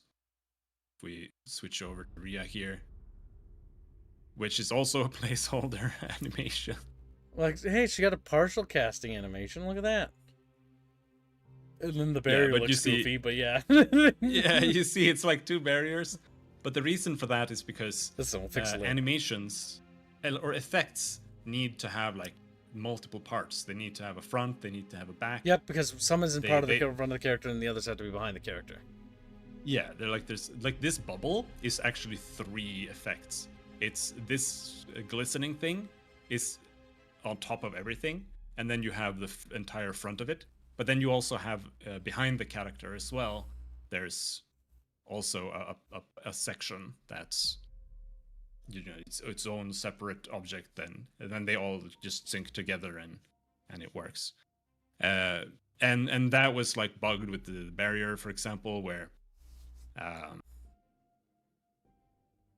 the barrier that's behind would like draw in front of Ria when she went into combat only and stuff like that. So but that's fixed. I got rid of that, and that's all good. So a lot of small bugs have been destroyed. I also implemented this bubble, and I did see someone earlier say that Oh, this and the guy left definitely hand needs to side. have an animation. Well, yeah, that too. But look, there's a little texture bug behind the little squares on the left side of the bubble. I just noticed it now. I wasn't paying Yeah. attention to it. Do you know what that is? What's happening? That's actually a bug with his animation. What hit? For whatever reason. Yeah, for whatever reason, there's like some pixels on his sprite, like that are like over here. And But they're you don't like, see they're 'em, what the invisible. fuck? Like, you can't see them here. But they're Yeah. casting a But- oh, there's yes, because it's going up Yeah, and down it- because it's part of the shadow. So it's part Okay. of him, and there's like semi-transparent, like 0.01% Like, transparent Pixels there. and then the shadow casting just collides with it, and that's why they're Yeah, because you can see it flicker on to the actual Yeah. ground because it's casting light Yeah. or shadow. yeah. And let's see. Yeah, I put in the lightning spell as well, because that was kind of simple. But I also put in the ability to summon creature. Right now it's just called the Guardian. You might know it as another name if you're a Terrestria War tester as well. What is it? Huh? Where is it? I don't see it. Because he has It's to getting summon it. summoned now. Oh, nice placeholder. Oh my god, that's new. I don't remember seeing that. Oh my god, it's And there you it's go. a fucking oh god, that's the thing that needs to have its name fixed. That's what the thing is. Because its name sounds very, very Slavic, and it was a placeholder name that Carlos slapped on there. Go figure. Oh, wait, not Slavic. I'm sorry, Carlos. He's just a little sad Latvian man. He's like, you know what I mean? Baltic. There we go. Slavic. You know, Baltic. I think it sounds Nordic. It does. But Yeah, a yes, bit. so Doesn't quite fit the Austrian. so here I added the ability to summon creatures into your party, right? Yep. She can And summon that's creatures. something that that's something that we definitely know that we want, but it's also something that's really difficult to actually like balance, right? And like, because it's very easy for like, oh, you can summon this huge creature that's like, okay, like in lore this creature might be more powerful than any of your characters, right? So you know, how do you really balance that? And when he dies, can you just summon another one? Can You just summon keep summoning them. multiple? Like, Yeah. yeah, like what are the limitations? You know so, what? You're right. I got that for you. Mental fatigue. They do the big thinkies and their head hurty. It's actually canon. maybe It's actually. That was how I balanced like the lore. I was like, so like some spells and rituals are super complicated, so it requires a lot of mental fortitude and a lot of focus and pre-planned and like preparation to do and pull off and execution, and it's very strenuous to do. And that after they do it, that like it's like a muscle, like it's sore now. Kib, genius. Look at that. Solved. You're welcome. That's canon, by the way. But Don't need to write that down, Rapier. It's already written down. But yeah, that's definitely something we'll have to think about and decide on how to actually implement in a way that's actually fun and interesting. Because it's very easy for summoned creatures to become like cheese. Like in older like Infinity game engines, you just summon I've addressed like, this problem I'm too, actually. So 14 wolves. you know how I encounter. fixed this, Robin. Okay, time for Kibs to look cool again. There's a difference between war spells and regular battle spells. Mm-hmm. Yes. War spells are a greater tier and much more complicated. That's also why they take so long to cast, and they're also in the warfare mode, which explains why they're able to do them. But versus your regular combat spells are much more simple and much smaller. Not that the caster can't do the war spell, it's that doing it in a town will have drastic consequences. That town might burn you afterwards. Like, the creature can't stick around forever to hang out with you. There's even the whole laws of... I think the tabletop team has a bastardized version of the laws of summoning, but like they have a version that was sketched up by Little Palu Man, where it's got this like little bat creature with like a little weight, and it demonstrates the science behind how the veil works and how it's able to do what it's able to do. Mm-hmm. Big thinky chatfish. We've made our own goddamn magic system and its own laws and science behind it. You bet your ass Kibbs came up with all the fucking solutions to this shit. It's my goddamn one job. Okay, it's one of my many, but still. Got you covered, sweet boy. Yeah, no, I mean, it's still difficult to. Wait, hold on. I'm trying to cast a spell here. There we go. Now he's in a bubble. There. Now he's in a bubble. But okay. Good job. Yeah, but it's still like this thing that we do have to look into and fine tune like how it actually is going to work, because maybe you don't actually have access to summon this particular creature in regular combat. Like maybe this is something that's reserved more for the warfare mode or something. But even then, even if we do have creatures that might be summonable, like something weaker maybe or whatever, we'll still have to determine like what the actual rules will be as we go along. But we do have the ability to do it now, and then we'll see, right? Mm-hmm. I mean, definitely. The big thing is just making sure the game is fun and Chatfish have a good time playing it, and that it's kind of respectful to the lore, because it's not like I worked on it or anything. Also, like, there's a lot of placeholders here. So like the spell thing, like you mentioned when you made the bubble shield for Rhea, like when you made that, we knew that barriers were a thing. Just like the builders have barrier technology, like the Astrians have their own equivalent of a barrier, but in the terms of Illumine, because the Celestial Templar use it. And when you had done that, the concept art for the actual barriers for the Astrians wasn't complete, because it's basically like a weave of stars around you that sort of sparkle and swirl, and only when a strike comes in does it sort of create a network like constellation to diffuse that energy across itself.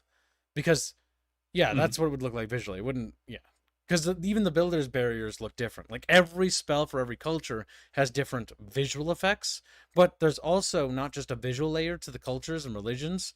There's also a mechanical underpinning.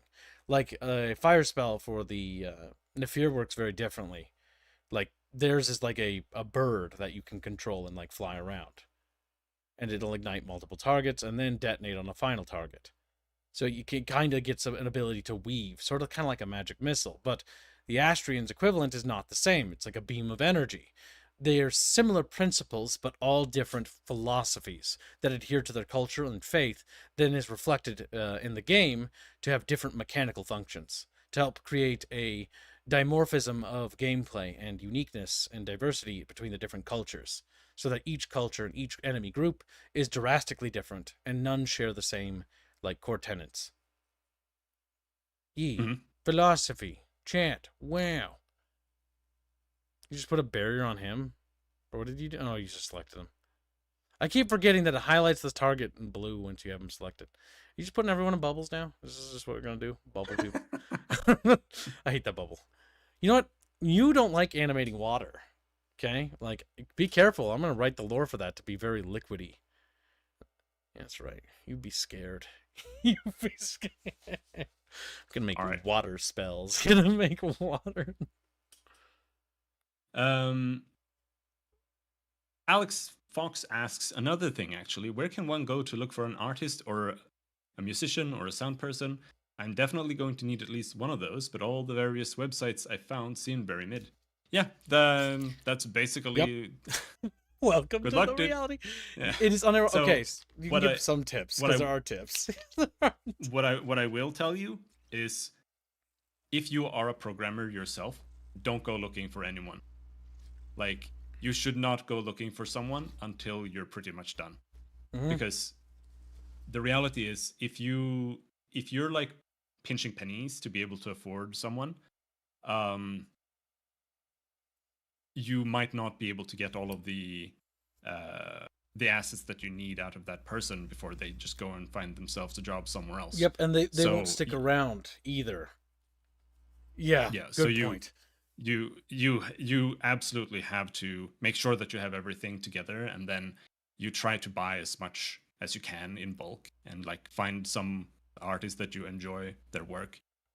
You know, find them on Twitter or on Reddit, or I don't know, go into random like art Discord servers and Yes. look for people there. Also, when you look for people, be sure to check their bios. Make sure that you're hiring people that, trust me when I say this, if you have any sort of political leanings, whether you lean left or right, you need to make sure that the person you're hiring is professional. That's the key thing. Is so long as they're professional, it won't matter. But if they're not professional, then be cautious, because the minute you have a differing opinion, because I've had experiences with this, if you have some sort of differing philosophical opinion, like let's say, anime, right? Like I will use an example because we had this happen to us, where chat funded a game where we played Neko Para. I'm not gonna name names about who on the team did this at the time, but we had a volunteer who agreed to help and volunteered to help, which we were very grateful for, by the way. But it came to light that we were going to stream Neko Para, and he was very, very much fundamentally against the idea of us streaming that game for a reason, basically. And because he was so against it, he's like, if you stream that, I'm going to leave. And it's like, okay. Like, we stream stuff to make money, so like, well, goodbye. If chat pays for it, it happens. And so you got to be careful, because if somebody, like, let's say that person was critical. Let's say that person was Robin.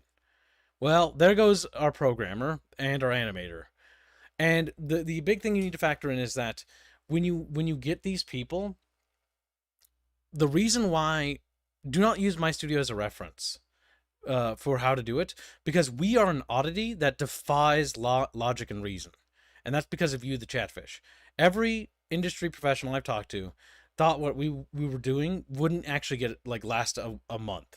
They thought it was going to implode. Not only we lasted, but we thrived and prospered. Now, why we do what we do and what makes it unique is because we hired everybody on beforehand and basically pay them to work in advance on the things, but incrementally, and enough so incrementally that they don't want to leave, so they'll actually stick around. And that works. And why does that work? It's because we have the Chatfish banners and thumbnails and things like that. That is the only reason why the ecosystem functions. If we didn't do those things, it wouldn't work this way. How it would work, like, let's say hypothetically, something horrible happens in the economy and chat can't donate as much. It happens. We're a luxury item and we're the first thing to go. It's how the world works. It's cruel, but it's how it has to be. And so what that would mean is that we'd have to axe a bunch of people. Well, there are key personnel that you must have on staff, right? You need a programmer, okay? You have to have a programmer. But do you need to have music? No, you can get the music later.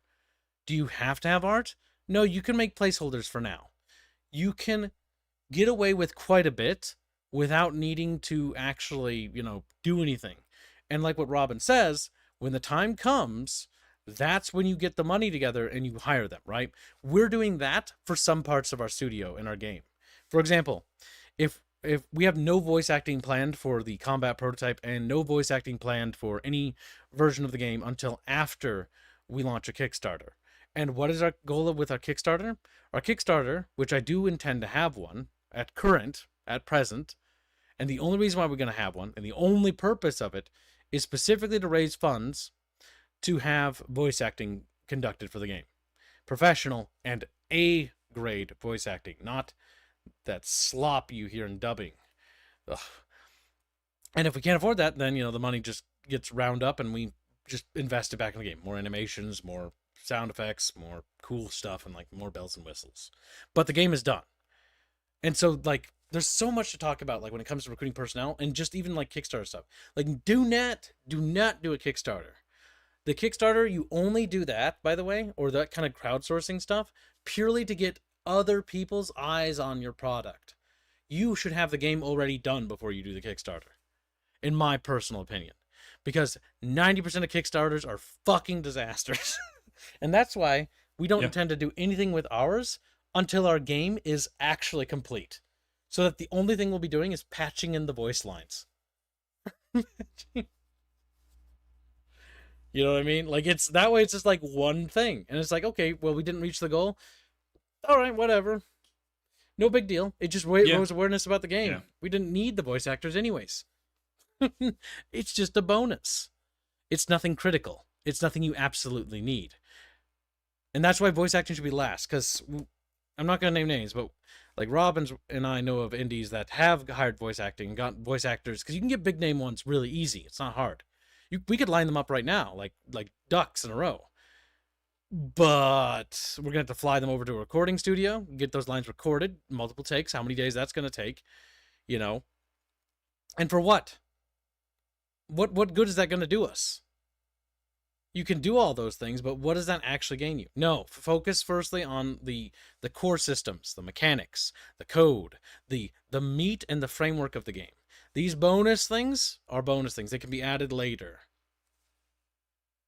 It's not hard, it's just expensive. Yeah, no, it isn't hard. It is just expensive as fuck. Which is why all our money is only going to essential items, not random bullshit.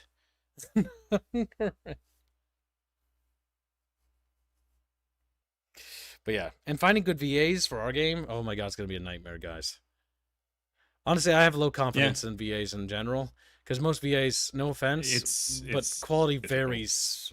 And bad voice acting in a game ruins a game. And our game we have a lot of very cool and I think fun and interesting characters.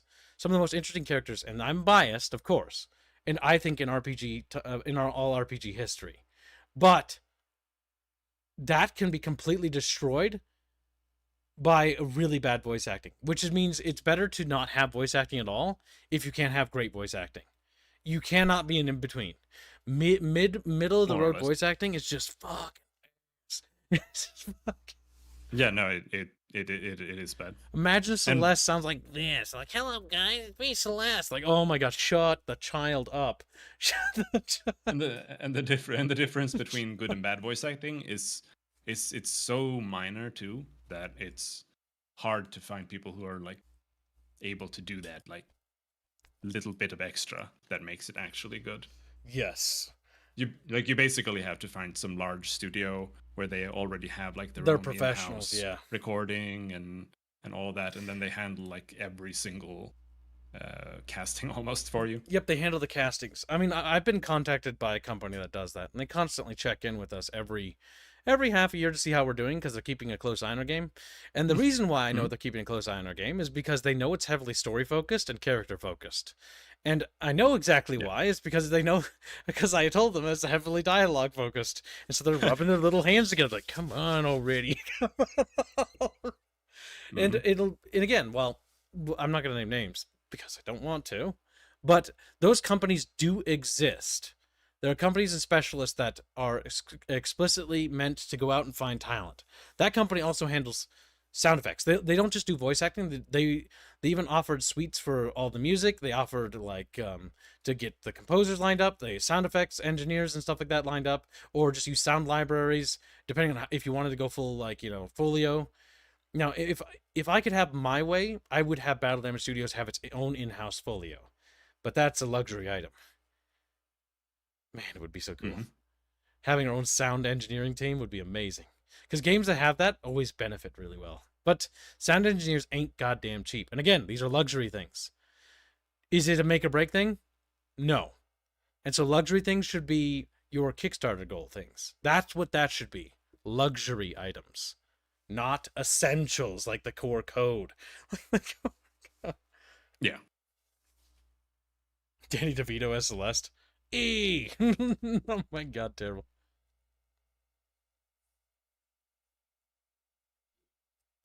Oh, it works. Wait, what? I wasn't sure if she would be able to have her barrier on in the bubble, but apparently that works. Yeah. I mean, mechanically speaking, it should still be on. Yeah. It's just the barrier. Yeah, but I logically wasn't sure if it was going to work programming wise. Like if the Nephiric Water Shaman bubble is meant to suffocate targets, the barrier should protect against that to a degree, right?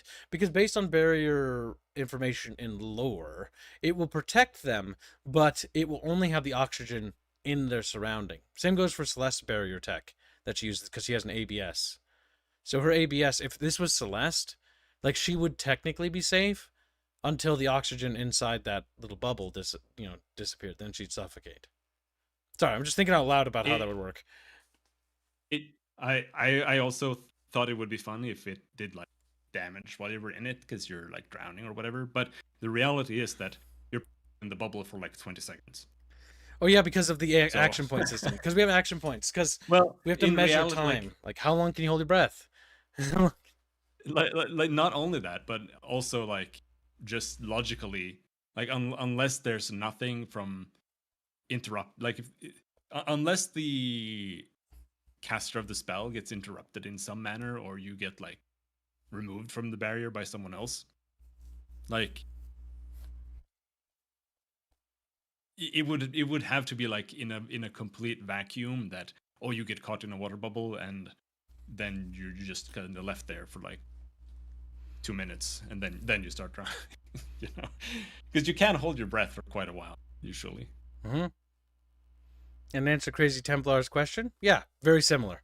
The barrier technology the builders use and the barriers that the Astrians have are very similar to the Dune, Frank Herbert's Dune, in terms of certain principles, though they are different. I do want to note that, so don't expect them to behave exactly the same, because we have different mechanics in our setting. But it's a fair comparison. And honestly, I view it as a compliment, being compared to one of the most greatest legends of all time. Yes.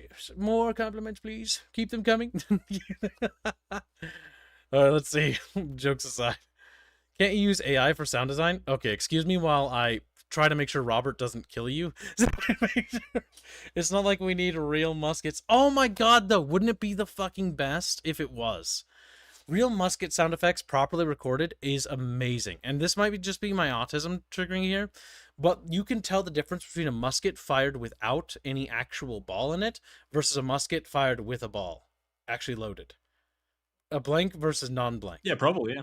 And the difference is actually quite noticeable, because the one with the ball actually sounds scarier because it's something getting flung out at fast speeds.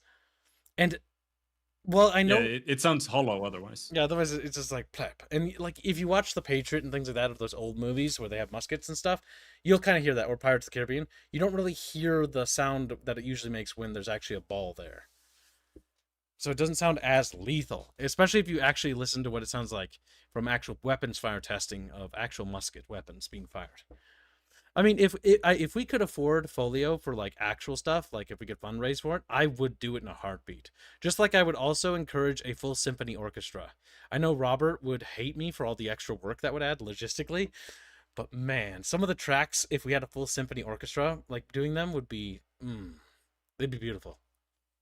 There's a lot of, like I said, you can add a lot of stretch goals that are reasonable stretch goals that'll add a great deal, but aren't essential. You know, not every game has a full symphony orchestra playing for it. Like Halo, most of that stuff is MIDI.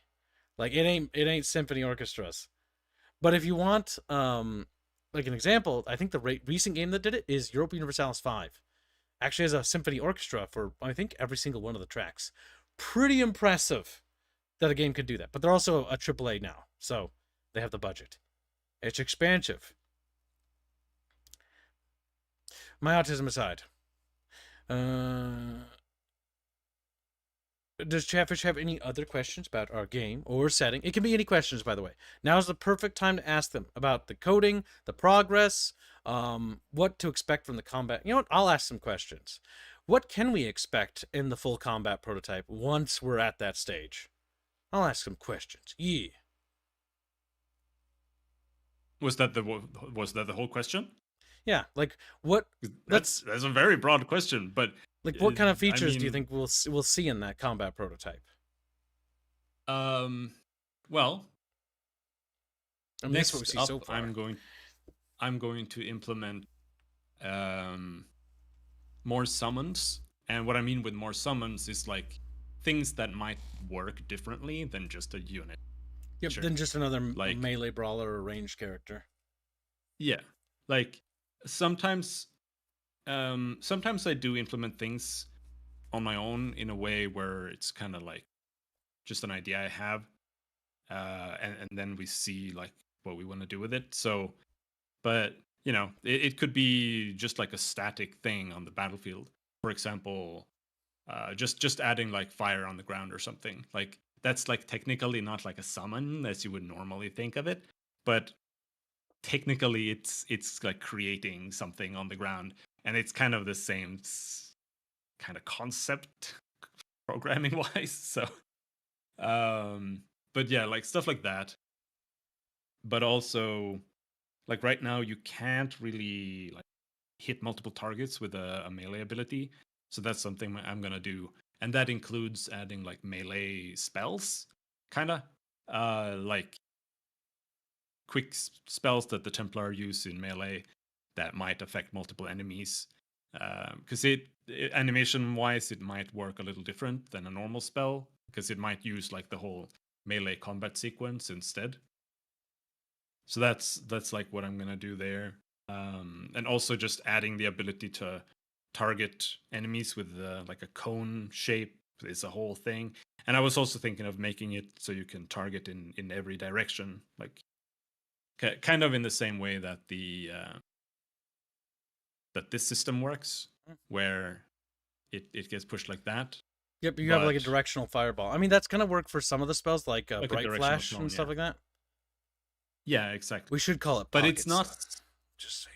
But it's not like it's not really as straightforward and simple as you might think, because the reality is we don't really have circles, because every step right now is every tile is one distance. Like if you moving costs 1 AP per step. So if you want to move diagonally in like one step diagonally, that's actually 2 steps, because she has to walk one left and then down to go there. And this means that if you have like an ability that has a range of 10, you get this diamond shape range instead. And you can't really do it in a very good way otherwise, where like you can walk diagonally, because walking diagonally is actually faster than walking. Yep. It makes an exploit, because you can just move faster diagonally. Yeah, I know. But furthermore, it also kind of complicates the entire system, because then, okay, how is targeting gonna work? Because then if like going down to the right is 1 step, then you get like a square range, and then you have to start complicating it by like so that's why it's easier to just do it that way, and why we're doing that. But that also means that if you have like a cone, I don't know, I think it might work, but it might look a little strange when you swing it around, because I don't know exactly what shape it's gonna take because of that. It might look like it almost has like more range up than it does diagonally, but It's actually the same 'cause distance. yeah, but Yeah. we'll see. Yeah, But otherwise, the idea is that we're gonna have more characters. We're gonna have characters that, like the main party is gonna have uh, their own like mechanics implemented and fleshed out more. For example, right now Waylon has pistols, and the way that I've made him work is that he has 3 pistols for each combat, and the fewer pistols that he has left that he hasn't fired, the more like powerful he becomes, because he like takes the battle more seriously, because otherwise he feels, secure that he has his pistols overconfident. that he Yeah. can fire. Also Yeah. matches his character That- too, because he's more like a hired hired mercenary kind of character. Yeah. So like that was just one idea there, and other characters might have other, more like unique mechanics for themselves. Some might not have anything at all, but that might be like the unique thing in and of itself, and their like overall toolkit might be like a little bit more powerful, or they might have other things that other characters can't do. Like Aranos, for example, is just he's really more or less just a knight, right? He doesn't have any magical powers at all. He's a But standard Tempori. He's one of the only he's a big characters in the guy. prototype that we have at the moment that's just a human. Now Waylon's also just a human. The Mhm. only characters you have where you have Illumin is you have Rhea, Aya, and Nazra, and that's it for I think the prototype. The prologue we have our own set of characters because the prologue will have separate ones. But yeah, so for the prototype, yeah, because every other character we implement then. I mean, the real question is how many of the characters do we want to implement? Like, we could implement the whole roster, but I would advertise against that No. because that'd No, be I spoilers. I think be spoilers. I think we're going to just go I think with any of the chapter 1 characters, so Selenar, Lenadris, Yeah. Chapter More- 2 is more or also less. okay, like Waylon, Iranos, and Aya, Rhea, and Nezra. Like, those are great characters because they also have really fun abilities and they're really interesting. Yeah. And yeah, we could throw in like And- some side like because I guess Talon or not. Oops, sorry, wrong character. Tiano, those two mixed up. Tiano could be there. He's got a halberd. He's a bit more interesting, and we could probably throw in like some of the allied NPCs because we do have some like the Palatina Guard, which are the elite house guard of the Valen dynasty, and we also do have some of the Pyrian city guards that we could probably throw in there as well.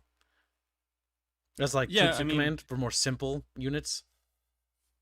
Yeah, I mean, what's important is adding stuff that actually needs testing, and so like some more basic like Astrian like NPC type units would make sense, but we're also gonna add some more Nefir. Like we already have a Nefir spearman, and I already have some ideas for some other Nefir units to add as well, and I think also some monster creatures would be adding good some too.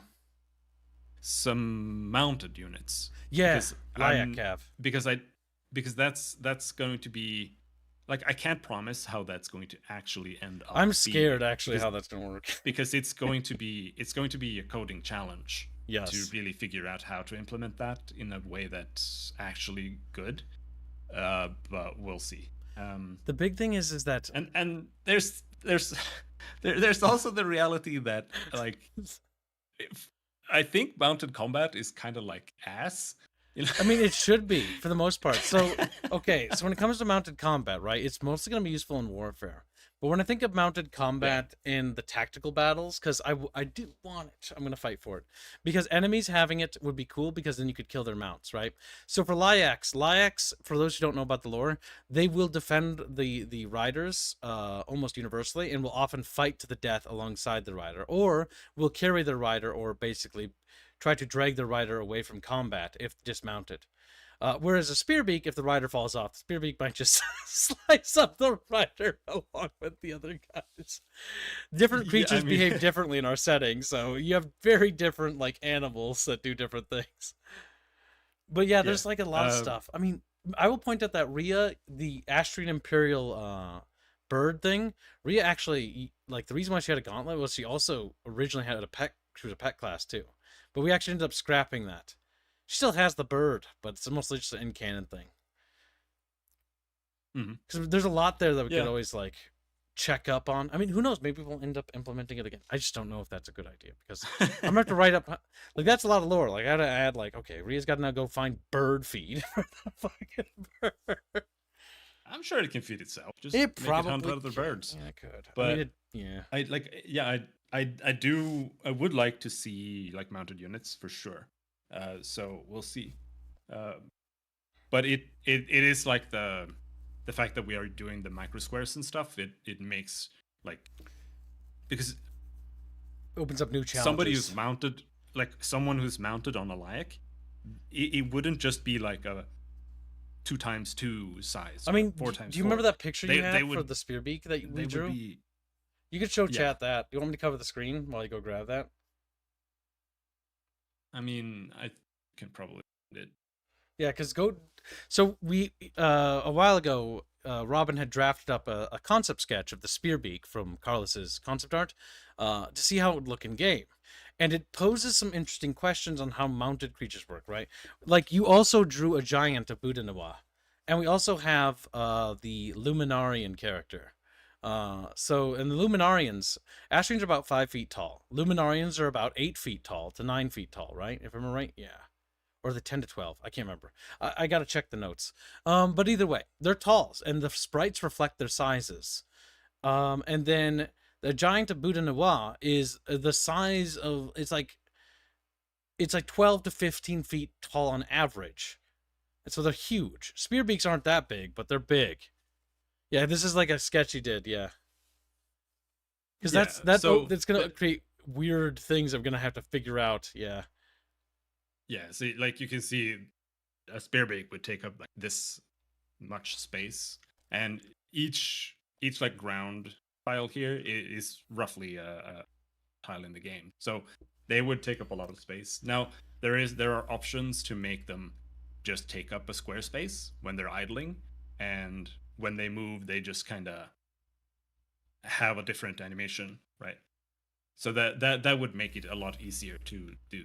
But if they were to take up like a rectangular space, that does make the coding and making like pathfinding and stuff a lot more difficult to work with. So, but we'll see. Like a Layak is much smaller than this. Yes. So, I mean, the two that's mounted more creatures I'm doable kind for of sure, scared but- of. Well, there's actually 4 mounted creatures in our game that I'm worried about. I can't talk about any of them except the Layak, the Spearbeak, the Taro, and the Crub. And then there's a couple of big ones, but that would be spoilers. And so once we figure out those things, like once we figure out the question of that'll solve that problem. Like there's also giant enemies and monstrous creatures. Because Krunto are what? Krunto are big too. They're like fucking... They're taller than the average human, if I remember right. I'll have to check. Because Krunto are scary. What? Should I pop the giant on screen? Yeah, go ahead and show him the giant of Budanawa. That's not a spoiler. They're just big boys. He's fucking giant! Oh my god, I forgot how big he is. Put Rhea next to him. Holy shit, he's huge. But this, yeah. I forgot. Like, you're gonna see when he... Oh my god! His sprite's big. And you can see Yeah, so that's like one of the he monster creatures in our game. he would take up like 5x5 in terms of tiles, or maybe 6x6. I think that's maybe a bit too much, but it also depends on like, oh, is he using a weapon? He has a stance or something. Yeah. God damn, those guys, boy. And the worst part is he's not even the biggest enemy in the game. Oh. But isn't that fucking wild, chat? That sprite's huge. Holy fuck, I forgot how big he was. But he's just a little tiny little... He's pretty big. Tiny. It's just like barely goes up to his shin. Oh my fuck. But yeah, we've got different sizes of enemies, and like the different races are also different sizes too. Which again, I always think that really adds an extra layer of like coolness. Man. See, Yeah. the big thing is now that you have the force mechanic, now we can apply force attack to all of his abilities. So he can Yeah. knock people I around. mean- That'd be cool. Yeah, I mean, if you want to talk about other hypothetical things for the combat system, like I have things that I have plans for that I think I have talked to you a bit about in regards to like how damage works Stuff and without stuff. talking to me. Okay, I mean, to be fair, I I'm just don't streaming all remember day. how much I have talked Yeah. to Go. you about it, but No, go ahead. It is also things that are experimental, just ideas that I don't even know if it would work. But for example, we don't have healing, right? In the traditional sense where you just cast a healing spell and you get your HP back. That's not really how it's meant to work. Yes. It's meant to be more about like defensives and stuff Because like every that. blow in this game, I want to feel like weighty, so that way, anytime you're struck, and like, let's say Rhea gets hit and she's down to half health, that if you have healing magic, like we're in a setting that just magically heals them back up, that's not as intense or as tensiony. But it's much more intense when you have a character that gets, let's say you punt Celeste down a flight of fucking steps, right? And now she's got like 1 bar of health. Like that's way more intense because now it's like, holy shit, that's it. That's all she's got. You got to get out of this with just that. Good luck. And now you have to think. It has tension. It makes every one of your decisions carry more weight. That's why I don't like the idea of regenerating health, if that makes sense. Yeah. So what I was thinking of trying was to have getting injured or like taking hits from weapons and stuff would cause bleeding. And so it's not like you would typically maybe expect that, or this attack is going to like inflict you with a status effect that causes bleeding or something, but rather pretty much any physical injury will cause your character to start bleeding. And that's kind of like you take like an immediate hit, but then you also take an additional like 50% of that or something based on the weapon type as like bleeding that starts ramping up. And like the more bleeding you have ramped up, the more damage it does per second.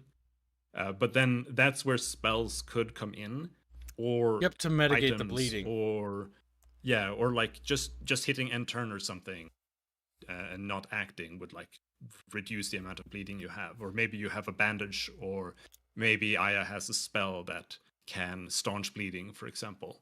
Mm-hmm. So that's an idea that I wanted to try. Now, it just has some issues in regards to like how to visualize it in a way that doesn't make the game feel cluttered, and it's also like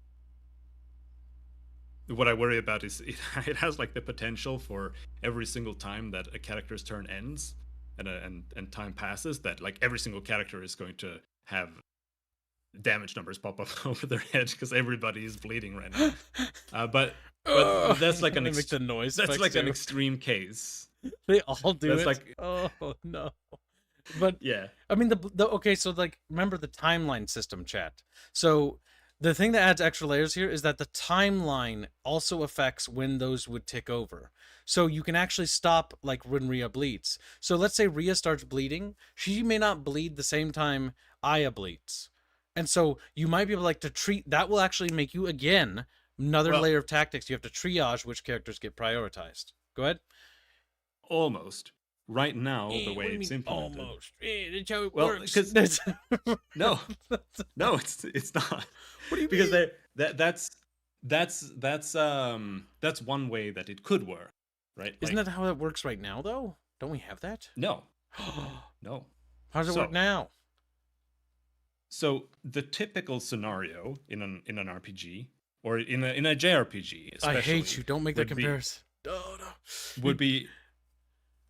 would be that the character takes damage like at a certain interval, and that in this case here, like because your next turn is based on like how much AP you spent in the previous turn. So if you spend all your 10 AP to move, your next turn is 10 seconds away. If you use an attack that costs 6 AP, your next turn is 6 seconds. And that's to make like certain attacks be like slower and more other attacks be faster. And that would mean that like if you have a bleeding effect on you, like when would that trigger? Would that trigger when it's your turn? Because in that case, then I like acting more often is going to make it trigger more often. It's, you know, there's a lot of issues with that. But the way it works right now is that every character has a certain amount of bleeding applied to them. It's supposed to show up on their health bars, but the health bars have gone missing. And I don't know why, because I haven't really actually touched the code for them. But they disappeared, and I don't know where they are. But but on their health bars, codes. You're right. I forgot about that. Thank you for fucking reminding me. Why do you mean you lost their the health code? Bars. No, I didn't lose the code, but I lost the health bars. I haven't touched the code. Okay. It's still there, but just I don't know why they don't work. But they just don't. You gotta fix it. Oh, gotcha. It's supposed to show like how much bleeding they have applied, and for example, right now it's Aya's turn, and the next character is Rhea, who's over here, and she is 1, 2, 3 seconds away, I think. Yep. So when Aya acts now, time is going to progress 3 seconds to Rhea's turn, and that is going to make it so that every single character that is affected by something that does damage over time is going to take 3 seconds of damage. So it'll be very, when that very transition happens. See, that's gonna be kind of scary because that could really sneak up on you. You know what I mean? Because it'll like, I mean, that's on the player's fault, but still, it could sneak up on you if you're not paying attention to it. Because if you have a lot of bleed, then it's gonna like stack up, and you're just not like, you know, it's not so bad. And like 10 seconds pass, like, okay, it's getting a little bad, and it's like 30 seconds, like, oh, things are looking bad. Things are looking.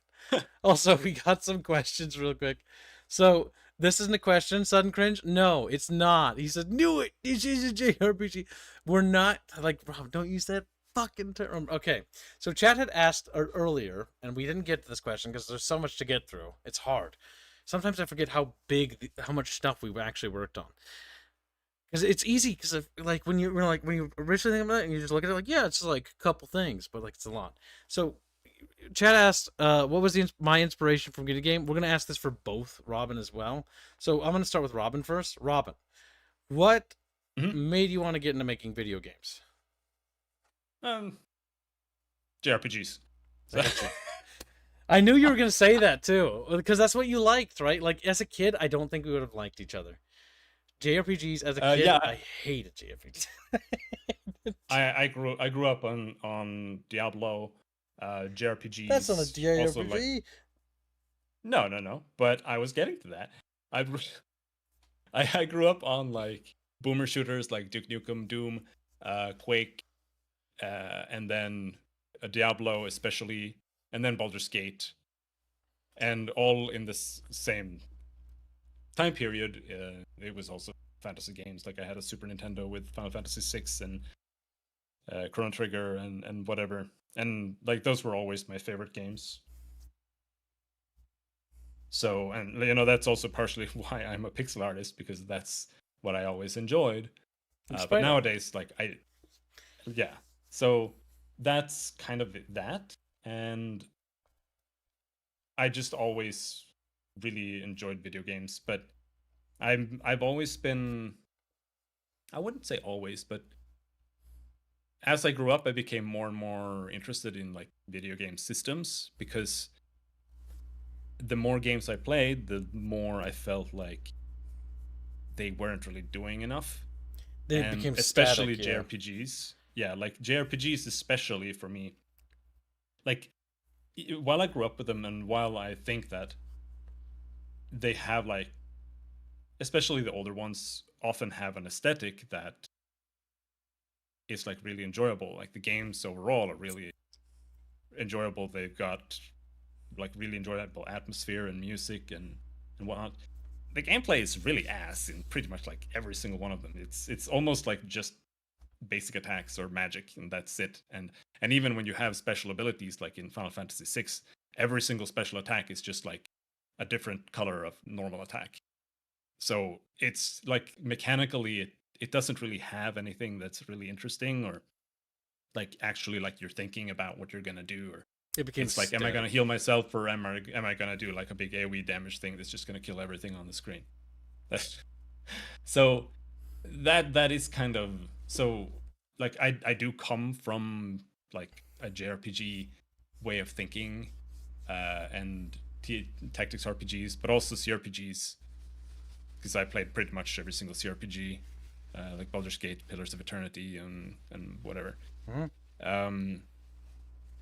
Which also have a similar issue with like actual gameplay depth. Most of them don't really. They became super static. I mean, that's the problem with a lot of games, right?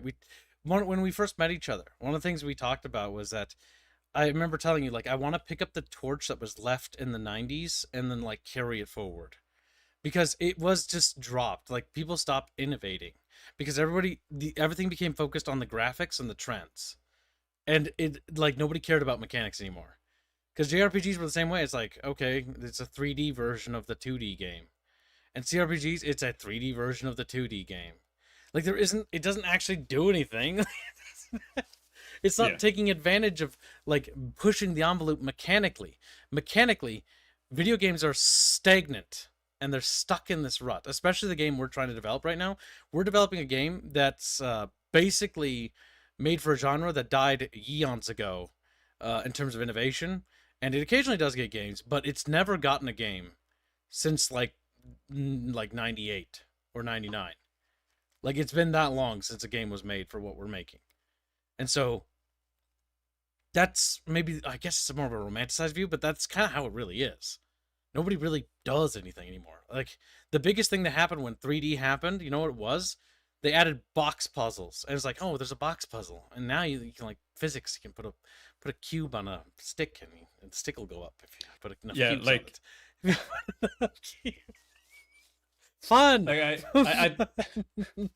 I don't know if I like entirely agree that nobody. I'm makes summaring, anymore, but like, the games I want to play. But I do think that, in a large sense, I think that the games that are made are just exactly like those games were. Like, it's pretty much exactly the same. Like, I got, and I'll probably get a lot of flack for saying this here too, so brace yourselves. But I did get a lot of flack on Twitter because I said that every single JRPG ever made is just Final Fantasy 1 again, because that's what they are. Like, Persona 5 is just Final Fantasy 1. They have the exact same gameplay just the mechanics. same game. Why did you get flack for saying the truth? Like, they're stuck in this fucking rut.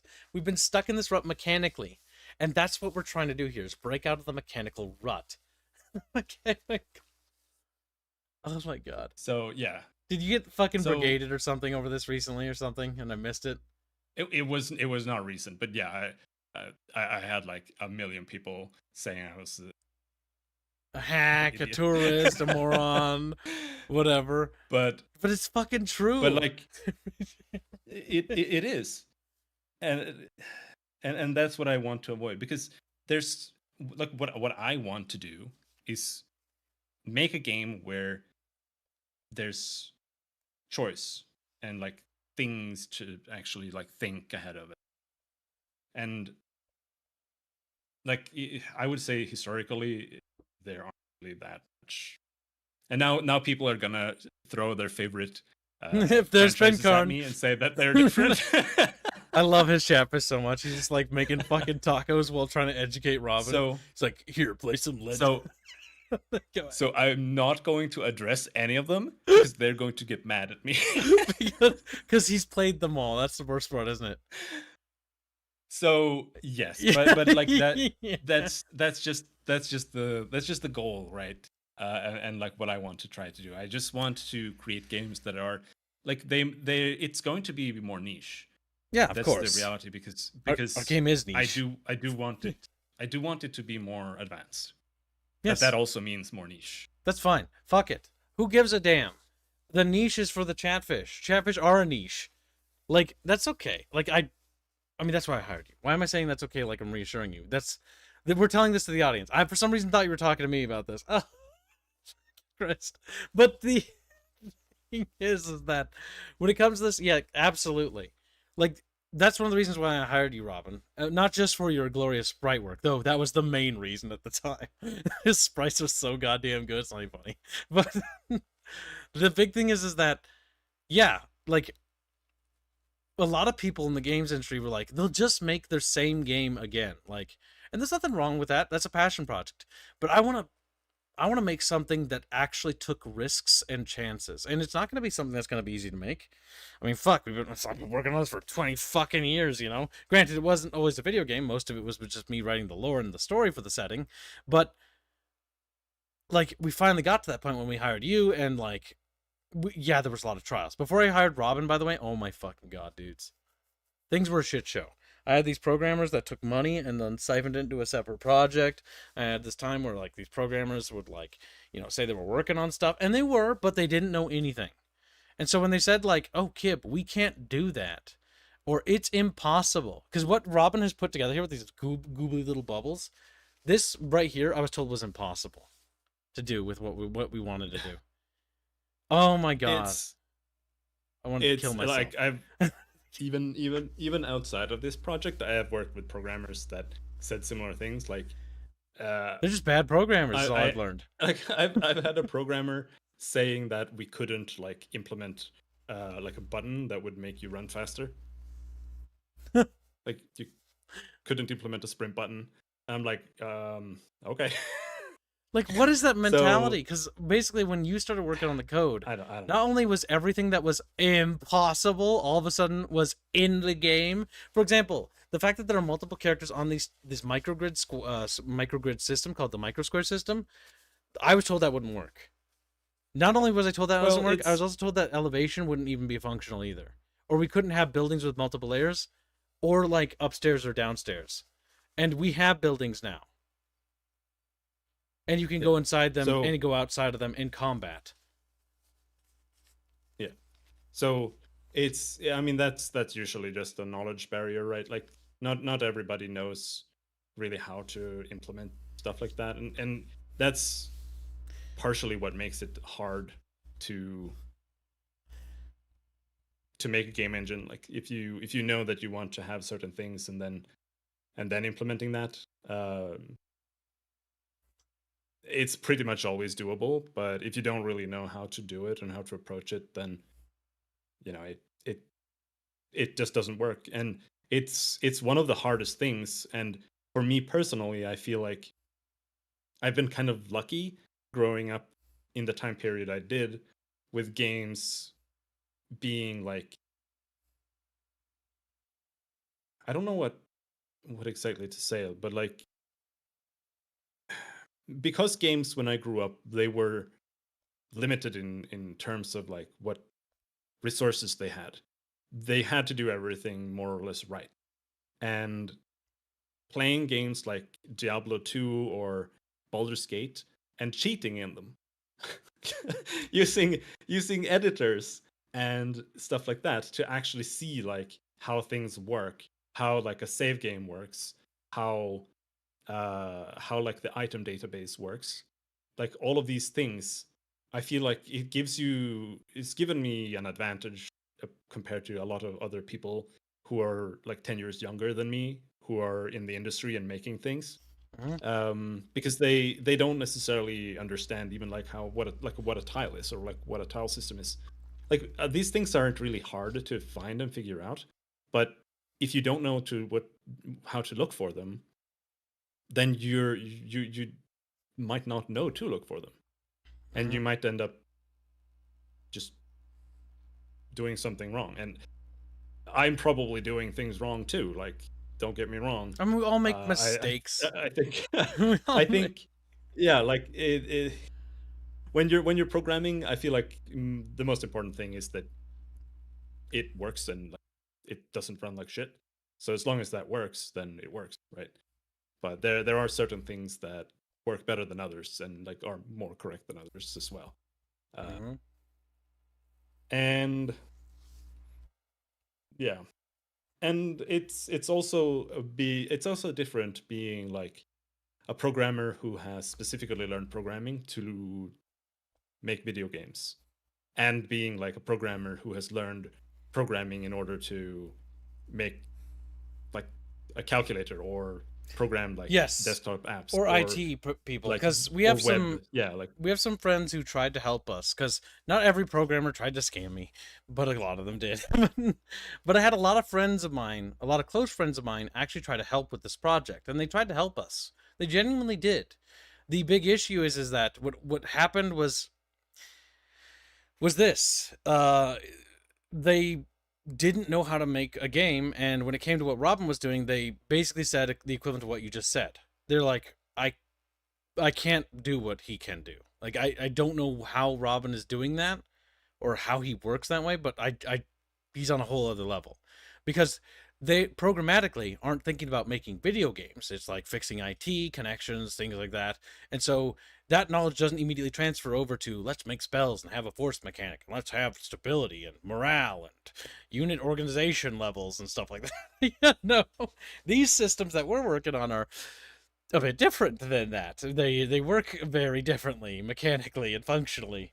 And so it's not like it can instantly transfer over. I mean, you get the same, like, if I were to get like writing assistance from somebody who writes, romance novels, like, we're gonna have some disagreements about the story direction, I Yeah. think. It's like, why are they all dying? It's because I hate all of them. It's because I hate all. Yeah, and it it takes a lot of specialized knowledge, but it also, even more than that, it when you're programming something and you don't really have a vision for what the game actually should be, that's also really hard. Yes. Because I have a very, very clear vision of what I think the game should be. So I know exactly what I want to do in, like, with the programming. Like, I know exactly what I'm trying to do, and I'm just trying to find the correct way to do it. While someone else who is like I'm just a programmer, and they're, because I'm a game designer. That's what I am. I don't see myself as an artist. I don't see myself as an animator. I don't see myself as a programmer.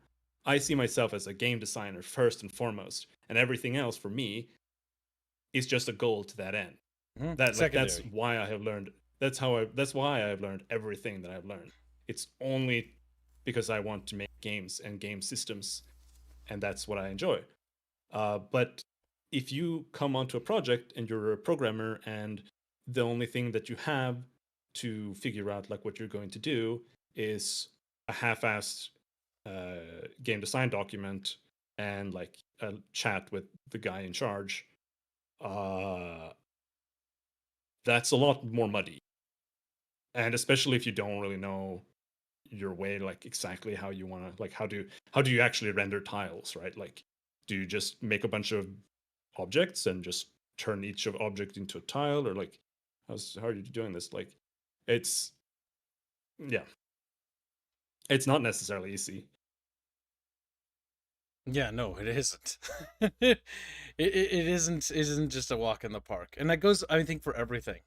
For example, one further example to add to Robin's point. When we hired Carlos had a lot of experience working on some Half-Life stuff, like big Half-Life mods, community stuff. What was it called? It was huge. What was it called? And then it like petered out, and then it came back. Something about like that ship's name or whatever from Half-Life 2 that was seen. I don't know. I can't remember the name. That's the name of the mod, right? And he was one of the artists that worked there, right? And then that's how I saw his work there in his environmental sketches. I'm like, holy shit, you're really good. I want you for this project. Real good. Real good. And you like drawing, you're big into historical European martial arts, and you have a big passion for it. Not only that, but he also practices it and knows details on how to layer armor correctly. He had to educate some chatfish on how armor layering works. Because chatfish tried to be like, actually, you don't put the chainmail over that. And he's like, actually, you little fuck. Project Borealis. Yes, he worked on that. Yeah. And that's one of the, because I saw his work on that, and I was like, holy shit, I want this guy. And I'm like, hey, do you have spare time? Because the big thing is when you find talent, by the way, don't leech, because that's the big thing. I was like, hey, do you have time to take on side work? And he's like, yeah, I do have time for side work. I'm like, awesome. I really would like you to help with this project, this passion project of mine. Oh boy. And once he made that decision, he was ours. That potential for Games Workshop closed there. To be fair, I saved him because that was where he was going. You're welcome, Carlos. You get to work for the glorious Chatfish on this new IP. Versus he could have went to go work for Games Workshop and be a slave. That little fucking dungeon. But yeah, so that's the big thing there. Is when you get these people, right? When he joins the team, he starts producing art for the Astrian Empire, which is one of our factions, right? It's the first faction that is in Chapter 1. We didn't want to do the prologue stuff because, it's a bit heavy. The prologue stuff we actually did later because the prologue is heavy. It's scary. It's actually quite imposing. But he started working on the Astrians, and they were pretty bad. Like across the board, and he would even agree with this. Like they weren't bad as artistically speaking, they were just bad designs. They did not match the setting at all. Like it just didn't quite capture it. They were just Greeks, and then they were just Romans, and it was like, no, the Astrians aren't Romans. They're not Greeks. They're inspired, but there's a difference between being inspired and being just directly, like it, right? And the trick there was just figuring out how the Astrians actually felt and what made them distinct and unique in their own right. And that took a lot of trial and error. When Robin mentions like failure and stuff like that, the big thing that determines whether you make it as an indie or whether you don't is not how you succeed, but how you fail. That determines success. If you fail and you bounce back up after failing, you pick yourself up, dust yourself off, you look at what went wrong, and you reapproach the problem and keep chipping away, and every time you smack down and you fall, you bounce back up, because that's what I do, and that's how I've gotten this far, and that's everybody on this friggin' team. That's why I hired them, because they're like me. We're just we're all similar. We're of the like-minded blood. That's how we operate in Battle Damage Studios. We fail, but we bounce the fuck back up and we get back to it. We will make things work. They may not work right away, but they will work when we're done with it. And we will keep chipping away. And that mentality is what genuinely basically made the Astrian shine. It got the Nefir to shine, and now the builders are finally shining. The builders are, I think, the most tricky because they're science fiction. They're science fantasy more like, compared to the other factions. And it's also set in the echoes of the Second Age. And that was hard too. And they're not done. The fight there is still young because the Red Sun Dream is reliant on that art. But oh boy, I swear every time we do any new section of the lore, because whether it's the prologue, whether it's Chapter 1 work, whether it's Chapter 2 work, whether it's the Red Sun Dream, all of these three things share some similar art assets, but not entirely. And because they all have custom art, custom environments, custom scenes, custom cultures and civilizations and architecture, these all have to be designed from the ground up and from the base level. And that takes a while, but it's persistence. The same goes for the code, because I think the code also reflects this too. Like, we're not just using Unity, we're basically building our own engine. And by we, I mean you, sweet boy, right? Just like I invented the magic system for our setting, built it from the ground up, didn't use any other system. Everything, and that's been like an autistic detail, I think, in this project, everything from the ground up is handcrafted. And I think every time that implements, like once you get to the artwork for these like characters and stuff, like once Ria's barrier shield is reflective of the Astrian's like stellar barriers thing, like oh my god, or the water like shaman magic for how they entrap people. Once it's artistically representative and matching, I think that's when things visually will pop for those that don't see like the grand vision yet. But I think for those who are patient and like even here listening to this conversation, this behind the scenes stuff, I think you guys already have an insight that no one else has now as to what we're doing here. Mm-hmm. That one artwork with the musket and the Roman shield pane. Yeah, because if you just take things and slap something to it, right? Because what is the Astrian Empire? The Astrian Empire is an empire that, much like the Eastern Roman Empire in its later years, suffers on the knife's edge on the teetering point of internal and external strife. What's the difference? The difference is that, ours has got a little bit more going for it and might actually make it. Versus the, real Romans, by the time they were at that stage, it was tits up. There was not much to save. It was just a couple of little cities here and there, and that was all they got. So, But yeah, like, and also, if there's any further questions, feel free to ask. Little Matt Blankenbacher does. Why do you use squares when you can do hexagons? I don't want to use hexagons. That was my reason. I don't know if Robin has his own reason, but for me, at the time I had a violent hatred towards hexagons. Violent. I detested the idea. I didn't like how they make maps look. I didn't like how they make the environment look, and I don't like them.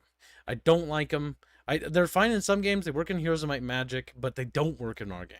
It has to be squares, and not only does it have to be squares, but it's got to be little baby squares. It's got to be micro squares, because I had that like in my head because I'm like that's how things are gonna move and work. It just so happened that the micro squares solved more problems than I thought possible, and Robin talked about that earlier. Actually, no, he talked about the last stream. The micro squares solve the problem of walls and buildings, because otherwise walls have the width of a Minecraft block, which is nuts. Especially when it's like supposed to be a thin wall too, you know. And so that house is actually much easier to move around because micro squares exist. Micro squares make structures and interiors much better. They help quite a bit there. They also add for other things too. But they do have drawbacks. I just don't know what they are because Robin probably knows what they are. Because you work on them a lot more than I do. I remember just conceptualizing them, then telling you I wanted them, and telling you my reasons for that, and going on long, lengthy rants about the benefits of micro squares over regular squares, and that was all I did. Robin did everything else. Micro squares. Yeah. They're just little squares. Yeah. They're I mean it's in reality it's not actually that the tiles are micro, it's that the characters are larger than one tile. I don't like that analogy because it now just makes them feel like they inflated. Like they're just huge. So yeah. But yeah. I do think hexagons are a valid choice, but I think they're a lot more complicated. Yeah. They're complicated That's how you in every single way across the board. They're more complicated to render. They're more complicated to like, okay, are you want to make an editor? Are you going to make like a hexagon editor? Then you have to place hexagons. It's much more complicated to store them in memory in a way that makes sense because like if you have tiles, it's so much easier. You store the entire world like a series of tiles. Like you just have one tile here, one tile here, one tile here, and one tile above is another tile. But if you're hexagons, then everything is shifted like this, and then it's shifted like that. Yeah, because it goes back and forth. So yeah. So the logic for memory becomes a lot more annoying. Like it is pretty much still the same. Like it is like actually in memory they like it is all like this, but then you need to take into account the fact that this one is actually like connected to everything else in a different way, and I don't know. I don't really want to deal with it, and I also don't think it really has like that many advantages. I feel like it really depends on what you're doing. Like, how do we do walls for buildings? I guess the angle would be different for buildings in general. Then it'd be kind of an angle. What you can do is you can just use normal square tiles, and then you just overlay like a hexagon grid on top of it, and then you can kind of make things make sense that way. That works. It genuinely does. And it's not even that difficult. But I do think hexagons make the most sense for systems that really make use for it. And in my opinion, that's like BattleTech, because then like shooting straight forward, for example, or like your mech being turned in like a certain direction so you can shoot straight forward makes a lot more sense when you have hexagons, because now he's turned in like a hexagon direction and you can shoot along a straight line along the hexagons, and stuff like that. I think is a much more like real reason to go with hexagons. I do think like in Battle Brothers, for example, the fact that you gain like hit chances and stuff like that by like stacking up on a unit, that's also a pretty decent and valid reason for going hexagons. But I do think that they're kind of complicated, and I'm not like a huge fan of. They make like movement feel kind of zigzaggy and weird, but so does squares too. Like none of them are perfect, but Mm-hmm. you can also go with no squares and just have distances. But if you played a game like that, like if you played Phantom Brave, for example, or It gets a little like janky. it's like, okay, now you have to place like an AoE, and oh again, I know I have to sit here and get like the perfect pixel position, so I get both of these characters with Yeah, explosion. not a Yeah, big there it is. fan of You know, that. like every system has drawbacks. There's always, yeah, So there's no such thing as a perfect system. But there are systems yeah. that are more appropriate for things. And for our game, the micro square system, in my opinion, was the most matching for what we were trying to achieve.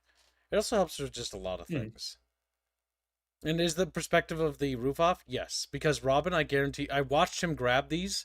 This is from the chapter 1 section of our game, the Market Square district, where there's a big open like epic like opening area with like all these little markets and stalls, and there's these huge towering structures around it. Are you gonna go open it or no? What are you doing? No.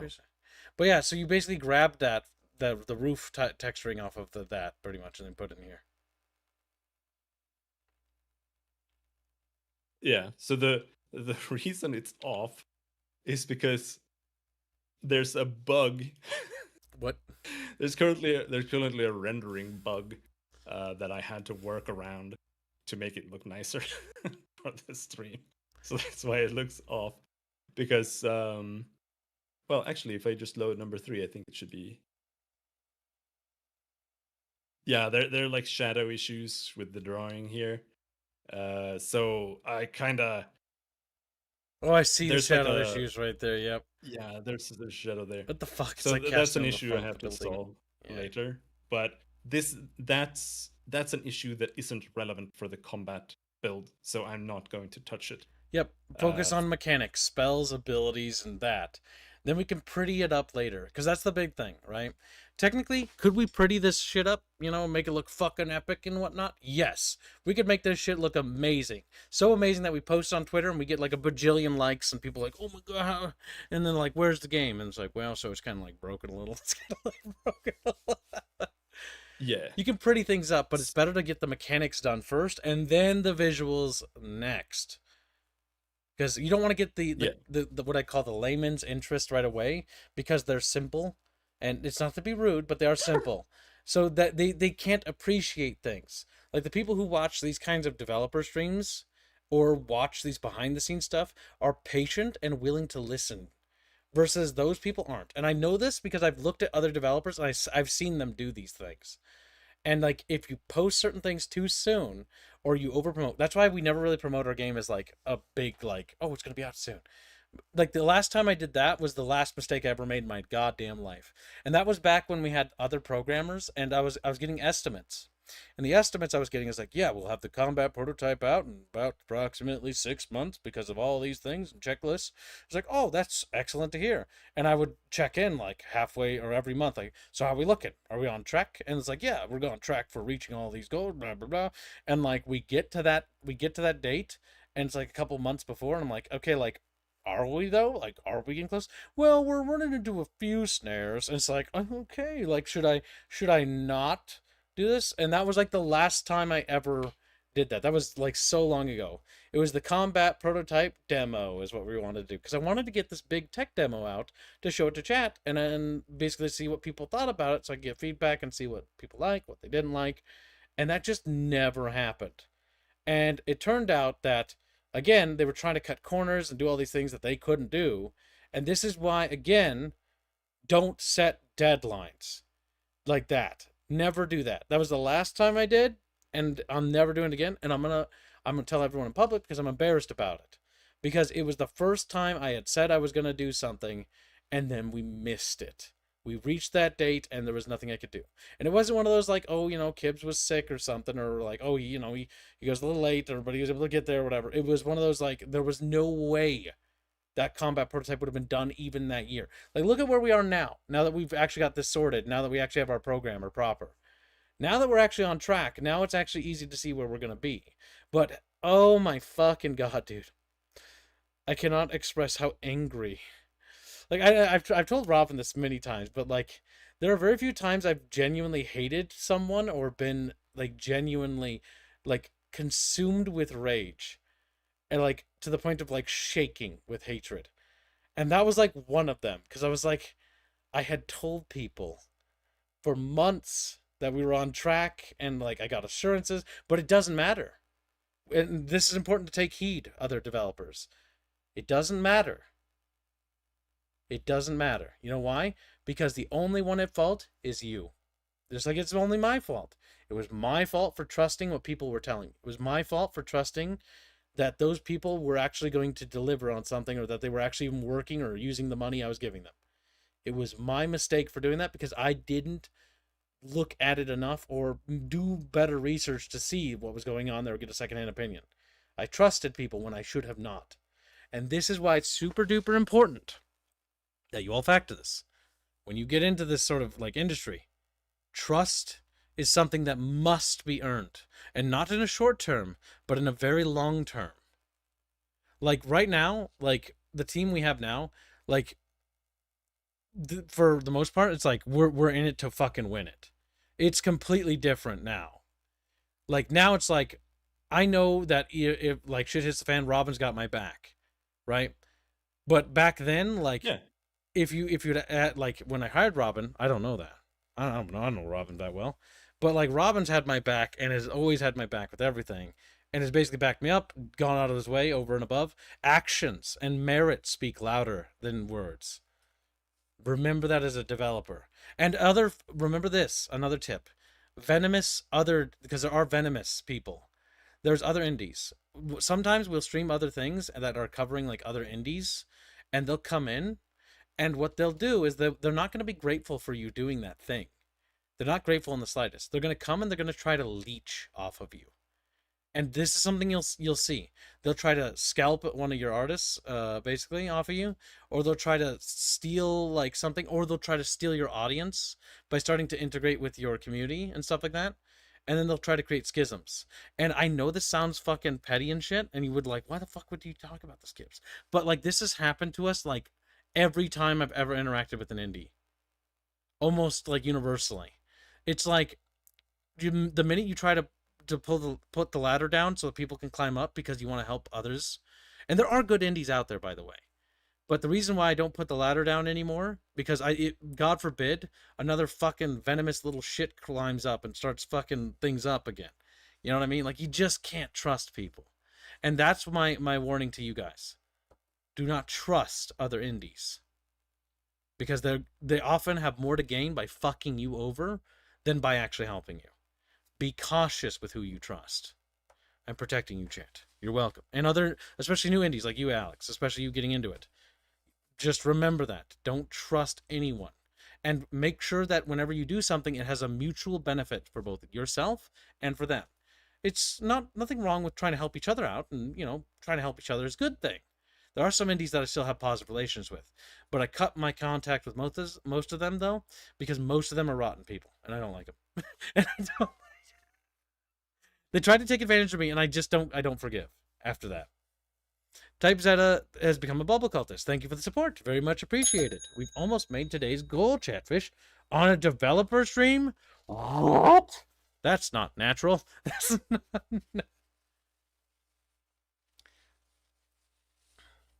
I think F. Pressett spotted Binsky. Yep, he did. I think so too. Yeah, press it. This stream has actually it's even more insightful than the previous one we did, I think. But okay, so there's like a lot to get through. Goddamn. Okay, so does anybody have any further? Oh fuck, there was like a million questions I missed. I had them in the back of my hand, but I didn't get to them. And the problem is that if I scroll up, they're not there anymore because chat's typed too much. God damn it, they're gone. Fuck. Retype your questions if you have them. Sorry. That's all I can say to that. Remember to put a question mark at the end of it. I go on tangents and I forget about shit. This happens all the time. Like, I was working with Robert this morning on the cooking video that you guys funded, and we're it's probably gonna be ready by the weekend. Looks like. We'll see. Hopefully. But yeah, when talking to Robert, I made so little progress on writing. It's not even funny. Like, I want to blow my brains out. I was supposed to get more done with episode 2, Embers of Fear, but I didn't.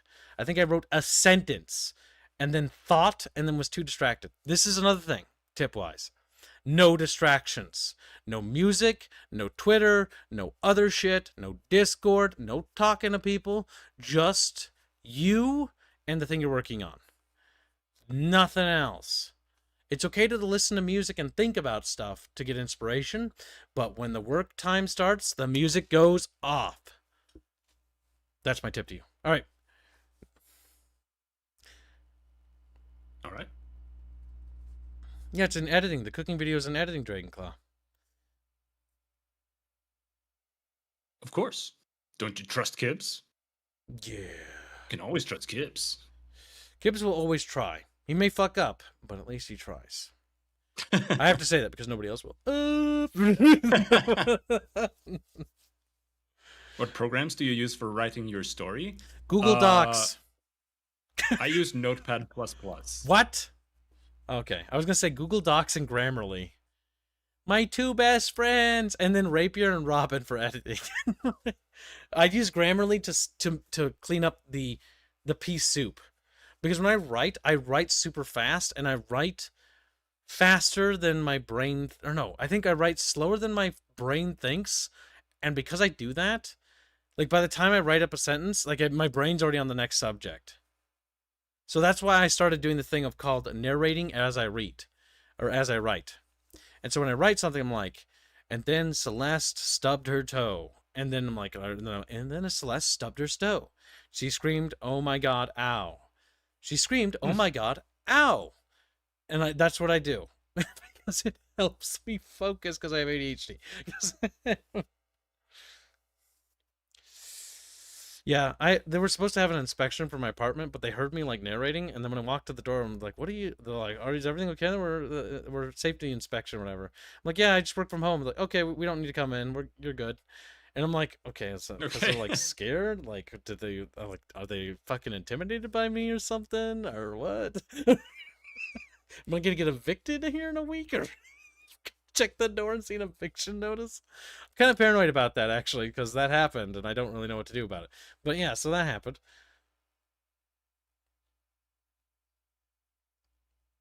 You could write your story on paper, but here's the issue. I need to write it online, because if I write it on paper, then I'm going to have to go to my art team and either take pictures of my handwriting and send it to them, or yeah, just write on Google Docs. If you're working on multi-team projects, use Google Docs. It's basically free.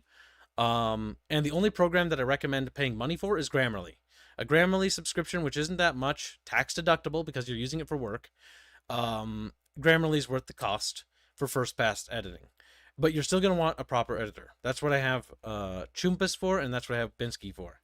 They're doing the editing. In fact, the reason why the Red Sun Dreams last bit of narration isn't done is because I believe, Robin, you're doing the last pass editing. Once Robin's done doing the last pass editing, and basically cleaning everything up and cutting any of the exposition that I do, because you know how I preach about how much I hate exposition, show don't tell? Well, as it turns out, as a writer, I exposition a lot because I like to explain things. But I go on long autistic details about things, but that's not good for oration or narration. And so, well, some of that's good, like describing certain details of things, but talking about a rock and the crack in that rock for a certain amount of time, it should be limited. Wow. Just to ask, what program do you use for sprite, or program suggest to use for sprite work? I use Sprite, and I suggest using Sprite. Sprite's pretty damn good. We use it for our video game. Hell, you know those little chatfish you see animated in the background behind the water in Robin? Those, Robin made those, and those were animated in Sprite. Mm-hmm. Wow, they wiggle and they look fat. Oh my god. They are. Oh my god, they are fat. The only thing I want to say about that is the default animation speed in Sprite is 10 FPS. And 10 FPS is the worst frame rate you can animate it out of any frame rate. So make sure you do some research on like proper frame rates, yeah. And change that.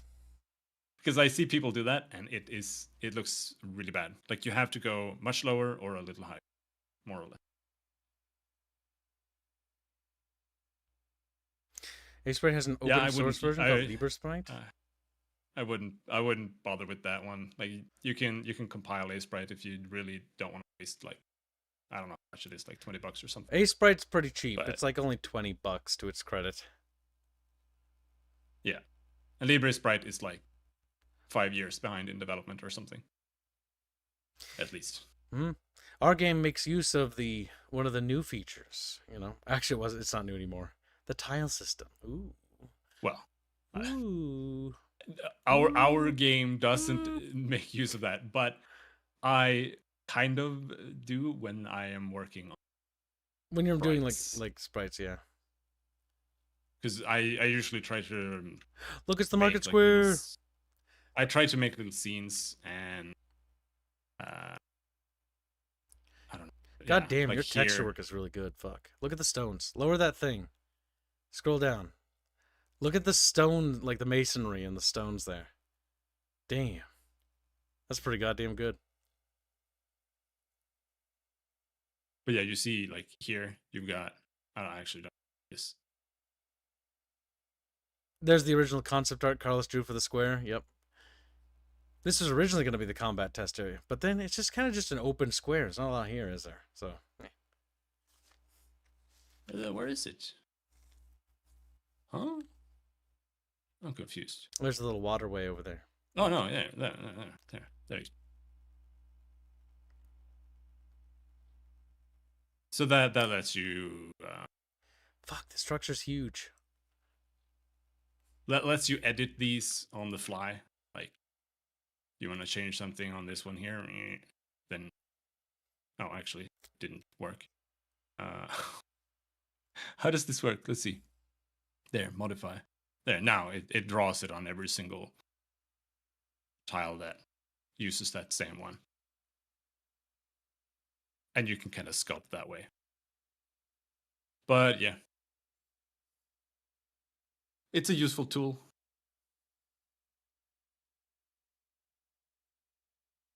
Let's see. Right. Is there any further questions from the chatfish? No plus is the only thing that this. Apparently YouTube agrees with you. It just crashed for me when you said no distractions. Yeah, YouTube does that. And yes, we did produce a cooking video. That's the new stretch goal of Chatfish Make the Weeklies. We make cooking videos for recipes to show you how to cook. Because I know you guys don't. Alex asks, most of my tech dev time is dedicated to finding a way to make things work in a way that I want them to. Is that normal? Or are you supposed to know what to do and spend most of the time doing it? Most of the time, you don't know what you're doing. So, yeah. But I suggest finding like game development communities. There are like the game dev league or whatever. Most of them are a little bit too big, so it becomes like super impersonal there. But like that's how I suggest just asking people, how do I do this or that, or Googling it, or using ChatGPT. It's actually very useful for programming and finding like how to do things, because that's how you program, you Google. But yeah, what do you think? About time to wrap it up, maybe? Yeah, I think so. I think the only question I saw that I kind of missed. Okay, let's check. And I think we mostly got them all. This is your last call to retype your question, because this is the last thing I want to ask. So make sure you do it if you have one, because otherwise you're going to have to wait for the next time we do this, which, again, we're going to kind of wait, and we'll usually wait till we make a substantial amount of progress like we did this time. And so basically I asked Robin, like, hey, like, how are we looking? He's like, another week of polishing. Because originally I was going to ask to do it last week, but Robin wanted one more week to polish up the features. And so that's what we did. We waited another week. But I'm not going to tell you guys when it is, because I don't want to set deadlines and put pressure on the team. It'll be ready when it's ready. The only thing I would say is that I did see some chatfish ask, like, when can we actually get a chance to take a crack at it? Well, there isn't that much to take a crack at from what you can see here, honestly. Is there? least in my opinion. Like, there's a lot of stuff to look at, but there's not a whole lot to like play. It's not really a lot to play with right now. I would say probably, and this is I would agree with. Well, I'll let Robin also say this on this, but I would say that we're probably gonna want to finish up the combat prototype and pretty it up, and maybe add like a couple of like sound effects or something. Robert does know is becoming our sound engineer basically, so he's been practicing on that because he's been working on the audio drama right now. So yeah, like that's probably something I think would happen around that point. But I don't think we're gonna put anything out for playing with for right now because there's nothing really to put out. You know what I mean? I think in terms of putting anything out for like closed testing or whatever, Mm-hmm.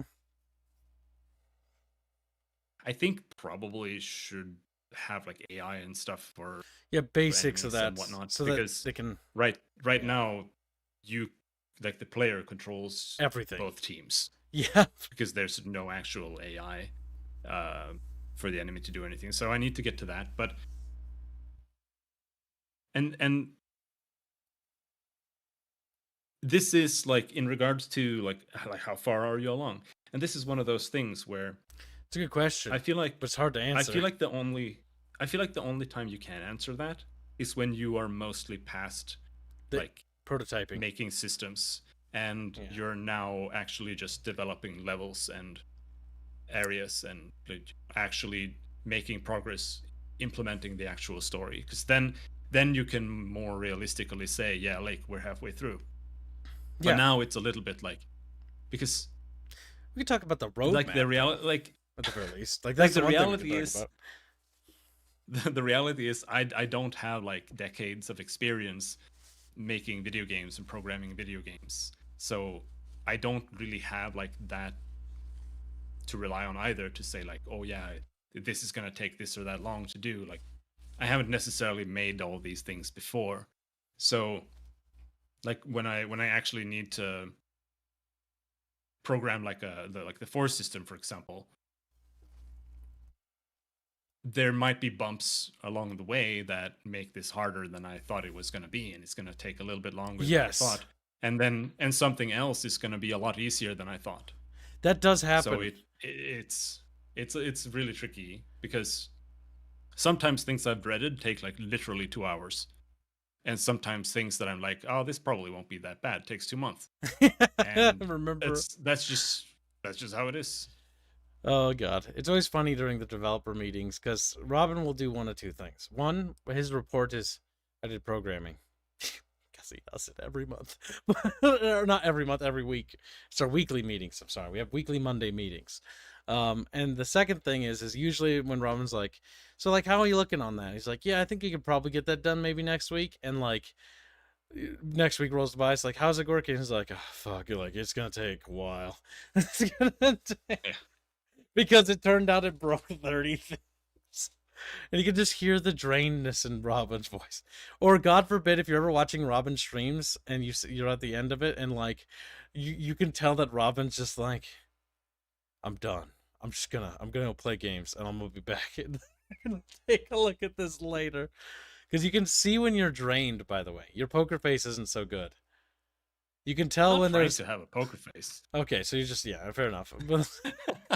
But like when there's a particular program stream and it ends on a high note, you can kind of tell. Or no, you can easily tell.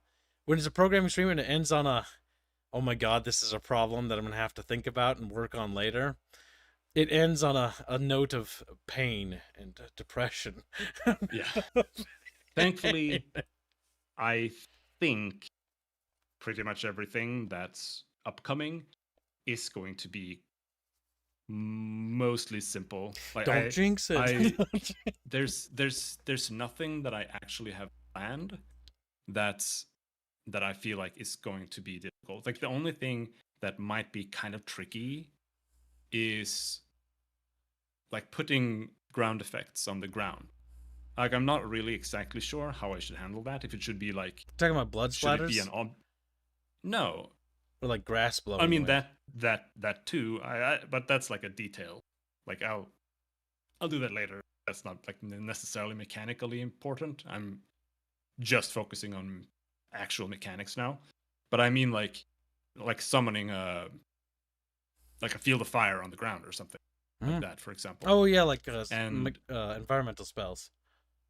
yeah, and then that's like, okay, is that gonna be something that's like stored in the tile, or is that gonna be stored somewhere else? Because I feel like that's going to probably need a different system that kind of contains stuff like that. And I think that might take a little bit extra, and thinking that through on how to actually implement that. But otherwise, like making spells that have like AoE or like line targeting, I've mostly finished programming all of that. So I don't really foresee that many problems unless we come up with something. I did want to try to implement like I don't know, maybe some kind of like tornado spell or something for the Nefir. I don't know. And that might be kind of complicated because then you would have like a basically like a summoned unit walking around the screen, and every second it's gonna like push enemies around and maybe do damage or something. What would Or be the whatever. equivalent of I don't taking know. Syra's gaze and then having that beam of basically radiation, being able to move it around the map each turn? I think it could be doable, Mm. and then it could create like fire trails. Because I thought about that as like, because when it comes to our like upgrade system for progression for characters, because we talked about this before, but one idea that we had was that mechanic, like a lot of the upgrades or unlocks as you progress your character, is basically like mechanical upgrades for a spell. So like it can mechanically do more stuff, not just like it does 5 more points of damage. Wow, yay, fun and engaging, right? Boy, do I love that. I don't know, maybe I lament about this at you too much, Robin. Maybe you're sick to death of hearing it. But like, man, whenever I play an RPG, I think my least favorite thing is when I get to an upgrade and thing, and it's like 5% more damage and 3% chance to deflect. It's like, oh, yeah, just really loving that percentage. Incremental wonderfulness. I don't know, I just don't find it fun. Yeah, I think there's a little bit of room for both. You can have percentages, but but like mechanical things are more fun. I think if I'm gonna give an example, like I really enjoyed the way like ability talent trees work in Last Epoch, for those who've played that, where you pick an ability and then the ability has like its own internal kind of talent tree that can change how it works. But I don't want to do that really, because that's too much and too complicated, I think. But like I like that where it kind of changes how things work there. It's it's pretty nice. But when it comes to how we will actually like design our talents and stuff, I think we can come up with some stuff to make it more interesting. But now that you have mentioned that, that I do have to I have to implement that, and that's gonna mean making an entire fucking menu for that. So that's going to suck. Yeah. Sure. But like, listen, that was okay. So that was gonna have to be designed anyway. So don't complain at me about that. That's just not something we're gonna worry about. The combat prototype. That's progression systems. Look, well, no, I disagree. I think that's actually something. Oh no, yeah, we got to do that in the combat prototype. Never mind. I guess okay. Hold on. So when I'm thinking about the combat prototype for the Chatfish, right? We just like we don't need to make it look pretty right away. Like the menus, they can just be boxes. We're not gonna promote this. What if they hate it because it doesn't? They better not be little bitches about that. Those they hate it. Fucking donate more, then we can get art for it. Fuck. One thing at a time. So the big thing is that right. So yeah, because we need to do it for testing. Oh fuck, I'm blowing my brains out. Because like for example, Syra's gaze, right? 2 ideas I had for it mechanically. One, you could actually command it to like move to a different tile, and it would like go there like as a waypoint, and it would like create fire on the map. 2 was that Syra Gaze gained an explosion effect, where it created an explosion, you know? And then you could just, like, basically...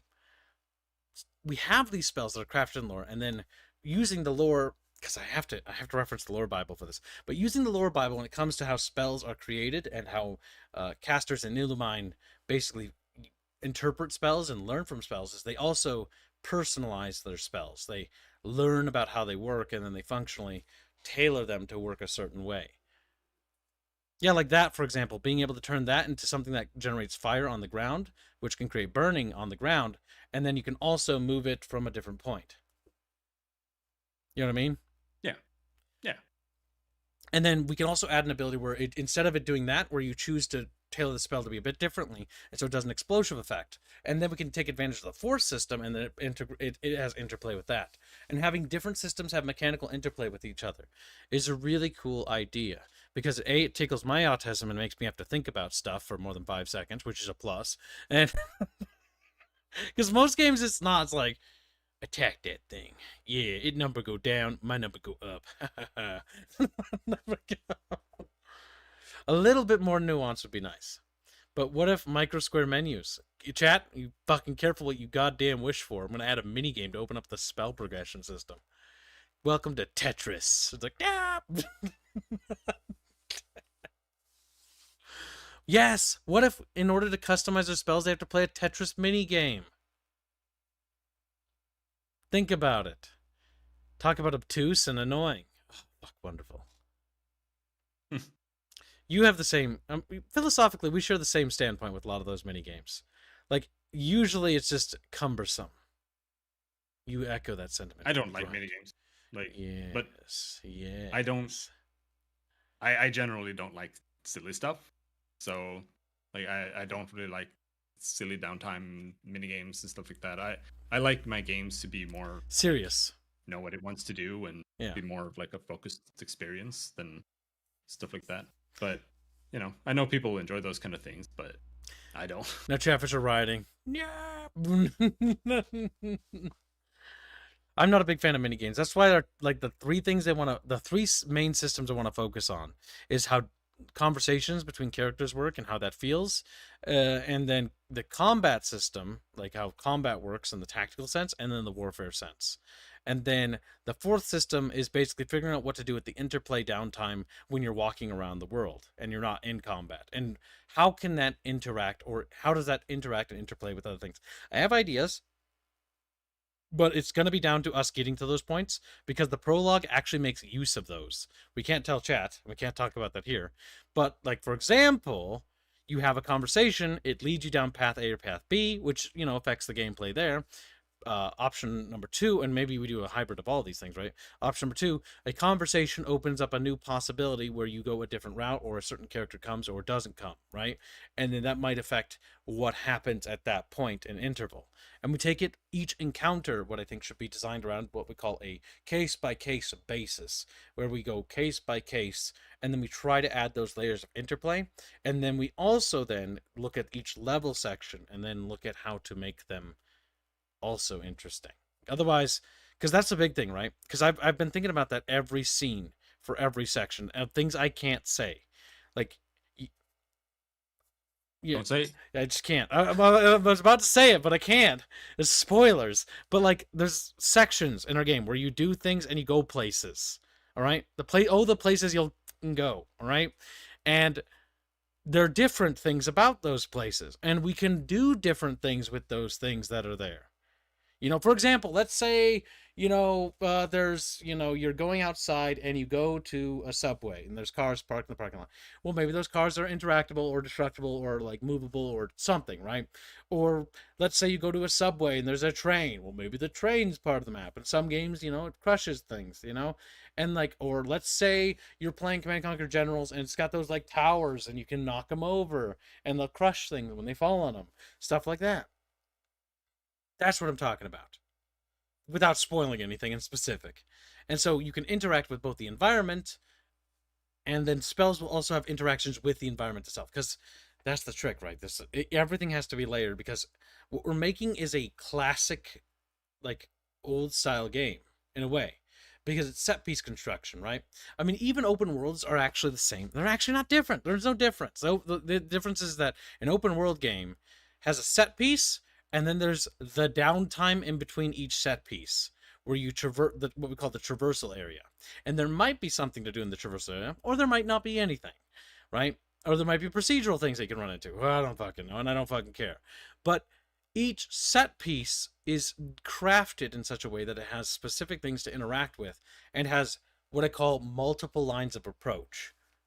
I like games that have more lines of approach. I think immersive sims are what I'm talking about here.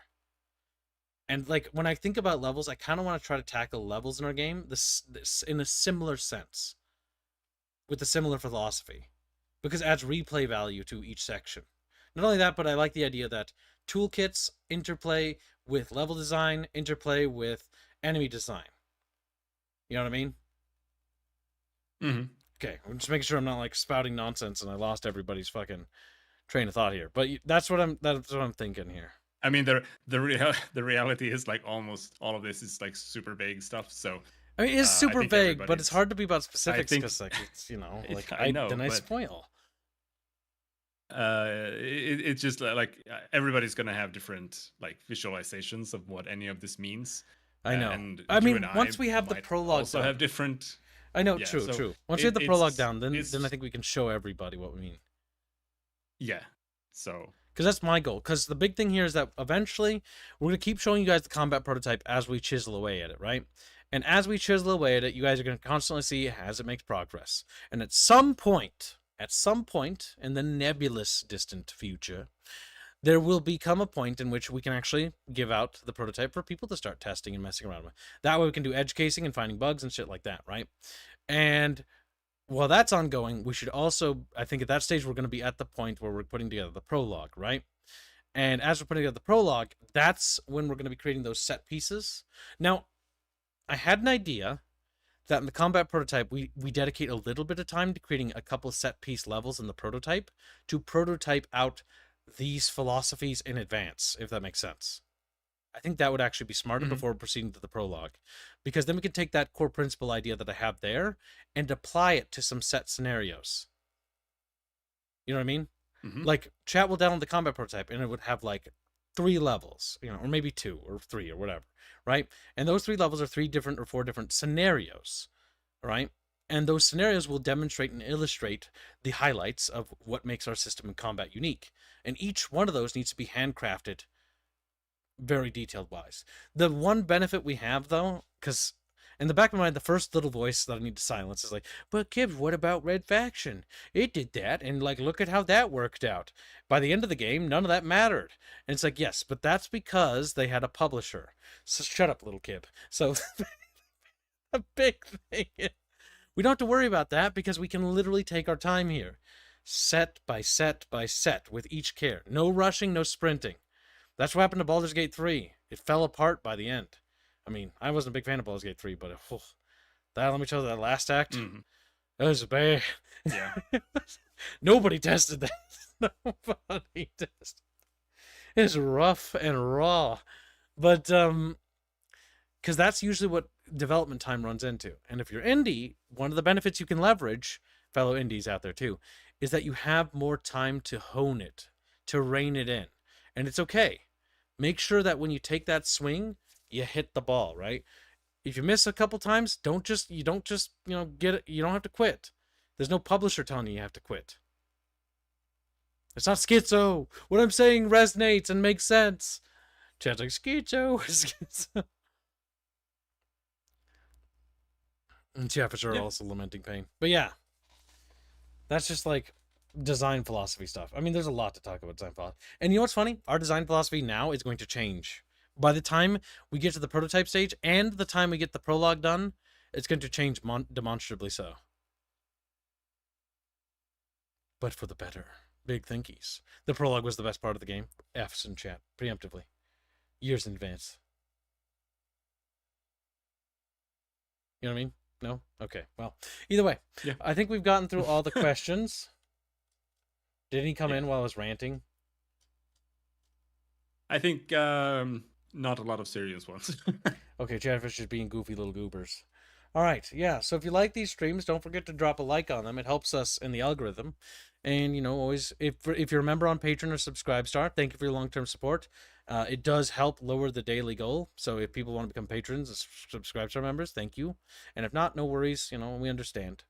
And yeah, we're very close to today's goal, which again, we need to make every daily goal if we're going to make it. Every single day for every single day of my life. Oh, what a nightmare. Kivs didn't answer my question about Aerith. Oh, for God's sake. Why is Aerith's hair green? Well, you know why? It's because I green screened the background behind her to make the cooking video. Because yes, I used a green screen, which had consequences, which if you watch the video, you'll see. I told Robert not to leave him out. Happy little accidents. But we'll just call those. Because guess what? When you green something and you key color green out, well, there's certain things about Earth that are green and certain things disappear. So with that bearing in mind, you can probably guess what. So yeah, it's because I have the green screen on still, and it sort of highlights Aerith as green under her hair. That's why. Mm-hmm.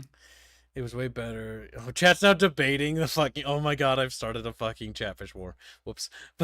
We're not going to get involved in that because my opinions are controversial as hell. Yep. Stay out of civil wars. Yup. No meddling. No meddling. Let them fight. But yeah.